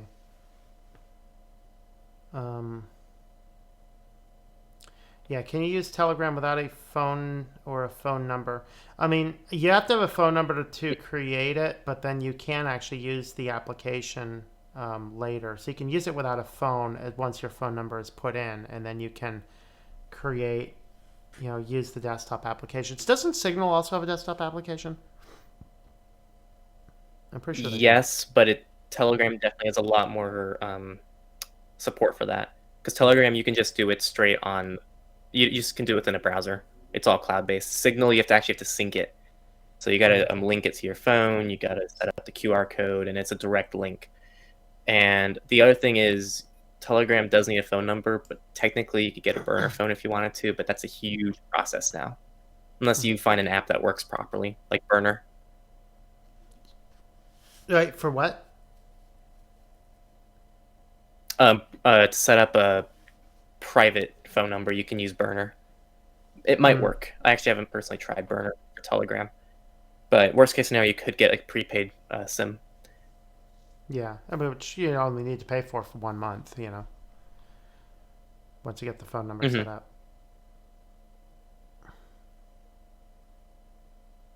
By the way, if you're looking for a good service, Mint I had a lot of luck with, and it's what I'm using right now. So what? Mint, I think, uses T-Mobile's towers. All you need to sign up. Oh, it's a cellular provider. Okay. All you need to sign up is a name, an email, and an address, and then they send you the SIM card. And I set up a mail drop, and I put it under a different name, and I set up a different email. So it's completely anonymous. I don't want to say 100% anonymous because there's always some kind of tie somewhere. But it is essentially to the company. There's no way to tell who bought it, and it's like $20 a month for 6 gigabytes of data. That's really good. So, I use so little, but my plan rolls the unused minutes over. So it's useful because if I go on vacation or I'm out of the office, I have this boatload of data that I can use that I never really use otherwise. But yeah, that might be something I look into in the future. When I'm less dependent on the phone for business purposes, then yeah. I was talking about Mint Mobile, not Linux Mint. Yeah. I was responding. Which is funny because I have people in my chat right now talking about Linux Mint, and it's like, oh, got 2 mints in my head. It's a very minty day.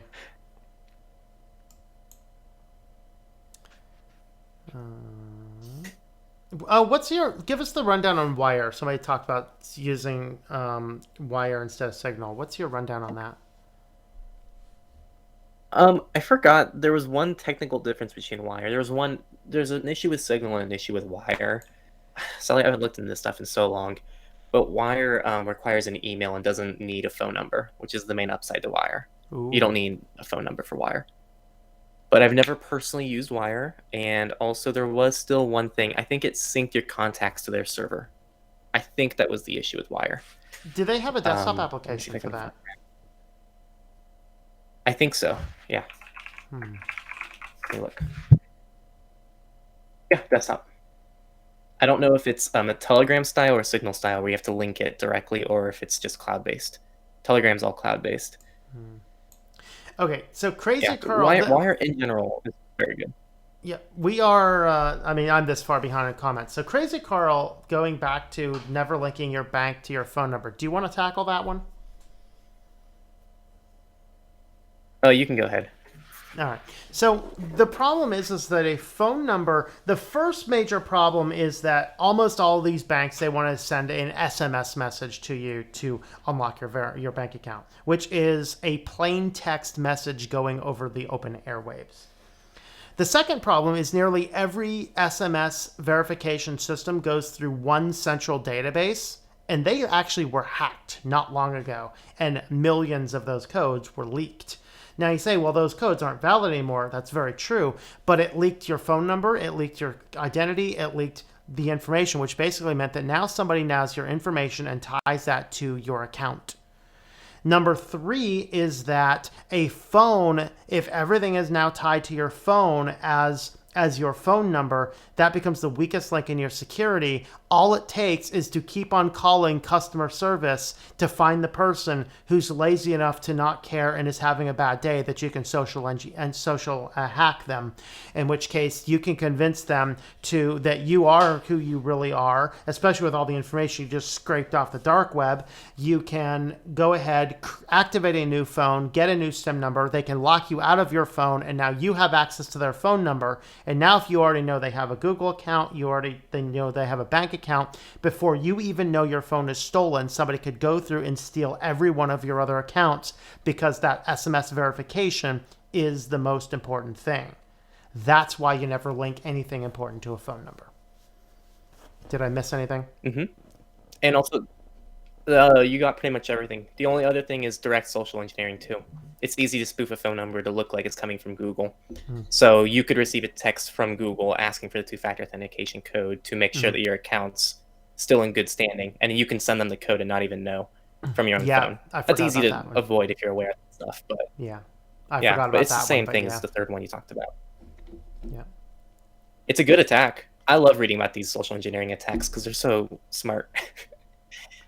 Yeah, I think it was CBC Marketplace did one recently where they brought in a guy just to see how social hacking worked. It was quite impressive. Yeah, no, it's cool.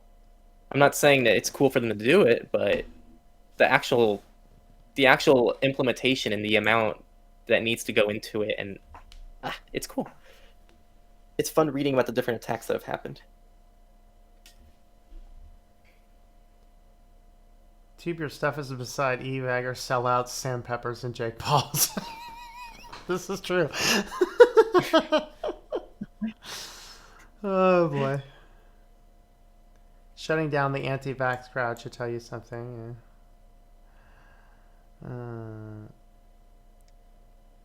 I am not on BitChute yet, but now that I know that it automatically uploads from YouTube, I might get on that pretty quickly. Yeah, the downside is, unless you have a huge channel or something, they won't go back to your back catalog, which is a little annoying. I don't think they do anyway. I don't know. They might. To go back and look, but.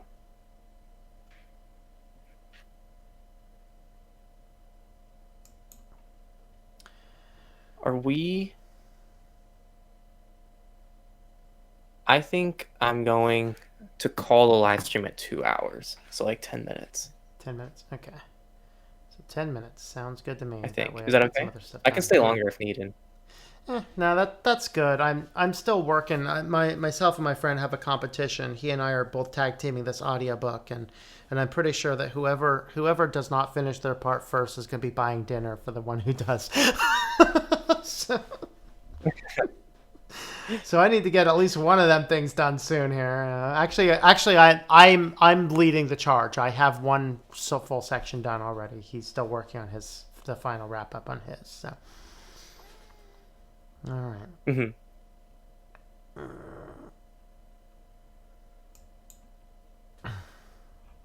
Someone says, "I'm very certain your channel will be deleted by next year." I don't know about that. Channel's been around for very long, and it's said lots of negative things about Google, and it hasn't been an issue so far. I'm not saying it's not going to happen, but I doubt it. Thing is, it's how you put it, too. Personally, I've been very lucky in terms of YouTube censorship on my channel. Yeah, they don't mind as much when you say bad things about them. They care when you start saying bad things about, certain viewpoints, which is a problem. It's like I fully support and endorse to say, hey, if you're breaking the law, we got to take your stuff off. But like, some things might be obnoxious, but they're not breaking the law. If it's not breaking the law, then let it be. Mm-hmm.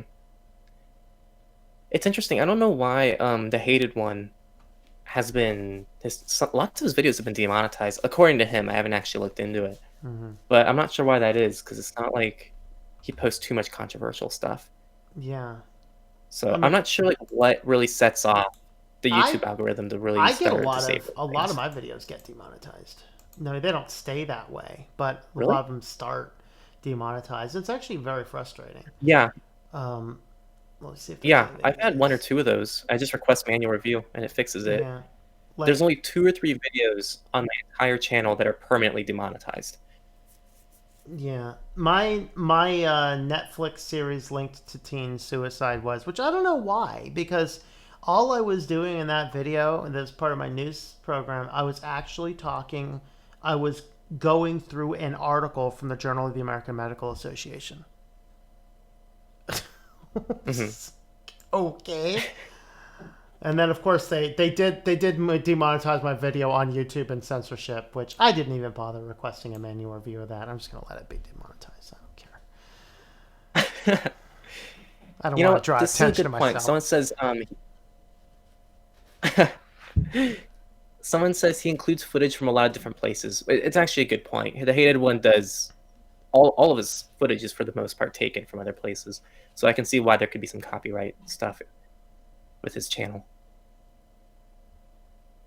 And someone asked, "Are you on Subscribe Star yet?" Is this another YouTube alternative? That's not. It's Patreon's alternative. Oh, a Patreon alternative. Yes. Yeah. Kind of done about hearing YouTube alternatives, to be honest. Yeah. We Because I want just probably one solid good one. yeah, we probably need a couple YouTube alternatives, but I mean that's gonna be hard to do. You know, it'll happen at some point, but I think it's going to come from a major company. I don't think it's going to be any of these small startups. I think Amazon Apple might has the come best out shot. with video streaming I think service. Amazon, because Apple doesn't have the server Amazon? infrastructure. Amazon does. Mm-hmm. AWS, man. Yep. Let's see. Amazon controls everything on the internet, just like Google. Google Yeah, and Amazon it's- single-handedly control pretty much everything on the internet. which is very frightening. Yeah. Okay, yeah, I'm looking at Subscribestar right now. Mm-hmm. Sorry, I thought I was showing everyone. See, here's the thing. We have Subscribestar, we have, what was it, Libre, what was Libre the other Pay, one? like Libre Libre Pay Pay? is not Yeah, quite like Subscribestar, but it's more like PayPal type. Yeah, what happened with Subscribestar is when who is he? Benjamin, whatever, Sargon of Akkad was kicked off of PayPal for no real reason. A bunch of people jumped ship from, or it's not from Patreon. A lot of people jumped ship from that and went over to Subscribestar instead. And then of course, because everyone's like, "Oh, you don't like it, leave." So they left and they all went to Subscribestar. And then the same people that were fighting him went ahead and went after Subscribestar's payment processor. And so it knocked Subscribestar off for a while. It's like, well, you wanted us to leave your platform. We left your platform. We went to our own platform. Now you wanted to shut down that platform. So what would you like to do? Now they are still up and running because they are now using a higher risk payment processor. Hint, PH payment processor. That's kind of who they're working with, those guys. And it's working because they don't care. So it does cost a little bit more, but yeah, so it is an alternative to Patreon. And if more people were over there, I might think about it. But I'm a web developer and I built my own system, which is called Think Life Media. And so if you just go to thinklifemedia.com, that's actually the best way to support me directly. So that's my answer to all that stuff. I don't want to rely on any of them personally, but Tom, if you join through Subscribestar, you'll earn $228,750 monthly. sweet. Oh, I used the calculator. Okay.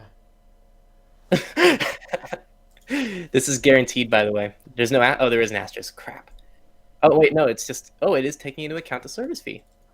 You know, I mean, it's why don't they even something. post calculators? If I have enough people that tell me, "Hey, go to Subscribestar," I'll think about it. Right? Yeah. Right now, I think Life Media is the best direct support, that I have. So. See, it's funny. The lowest this calculator goes from 0 to 50, as if 50 is like a small number and 5,000 is a lot. Yikes. Yeah, I doubt there's many people here with that many people. Oh my gosh. You know what? Patreon's already hard enough to manage for me. Yeah, I don't use it for a lot. In fact, you guys be streaming 2 hours later. Yeah, hey, we're about to wrap up, Pizza. Let's see. Which flat earthers did you hang around? I don't know.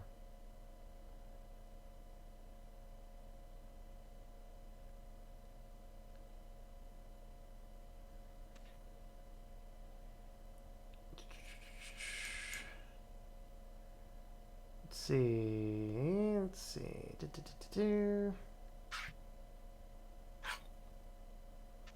It's easy to spot you look and quit drinking sodium fluoride. Yeah, I don't. Yeah, I'm not a fan of sodium fluoride personally.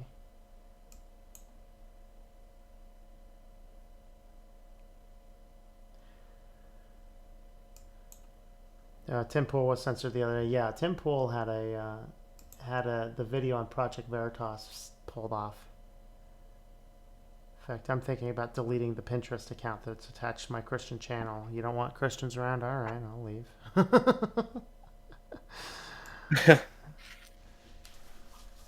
I tried to went over there, looked at the engagement.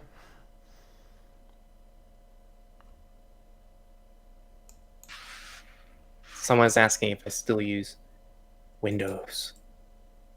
If the wallpaper doesn't tell you, the answer is in a VM. So it's actually Linux now. Yeah. I feel like I can say this a million times, people will still ask. So I'm just ready to say it a million times. All right, I think I hit the bottom of my comments. So I think we'll... Me too. Let me, before we do a final wrap up, let's just remind everybody you can head on over to Techlore's channel. And his website is at techlore.tech. You can get information about VPNs, the Go Incognito course, things like that. And head on over to the channel if you're not already subscribed to him. I am subscribed to him. You'll see that subscribe button on my screen because this is my not logged into Google account. So head on over there. And you dislike my videos on that channel. That's that. Yeah. So and I'm is that the channel you dislike all my videos? What's that? Yeah. This is the one I dislike all my videos. Yep, I go through every one of them. Just dislike. It's just like I report them to flag content. You know, it's just all sorts of fun stuff. I'm the troll. You know. So Well, yeah, and then this is Switch to Linux again. And he puts out Linux content, and he talks about what it's like for individuals, and he also has your new thing that's coming out for the small businesses, right? Yeah, that's just you have your small business tutorials going on. Yep, that's for finances, and then and then you have Think Life Media where you can donate to him, and you have all your Christian stuff too. He does a lot of stuff, and he writes. That's books, all on a different channel. Lopez would approve. Yep, absolutely. All right, guys. So good seeing you guys, and we will catch you all later. I will add a link. Yep. Yeah, I'll add a link to your channel in my description, by the way. I forgot to do that. Let me do that. Yeah, I will. I thought I did, but I may not have. People are telling me I need to change the Techlore. I capitalized the L in lore. I think I need to change that. So. Oh my goodness. I can't believe you. I'm telling you. It's okay. It's just such a shame. Such a shame. Likes and dislikes count the same, right? Either way, it's engagement. Right. Yeah, dislikes are fine. So I don't mind the people. There's a dislike bot that goes through and dislikes all my videos.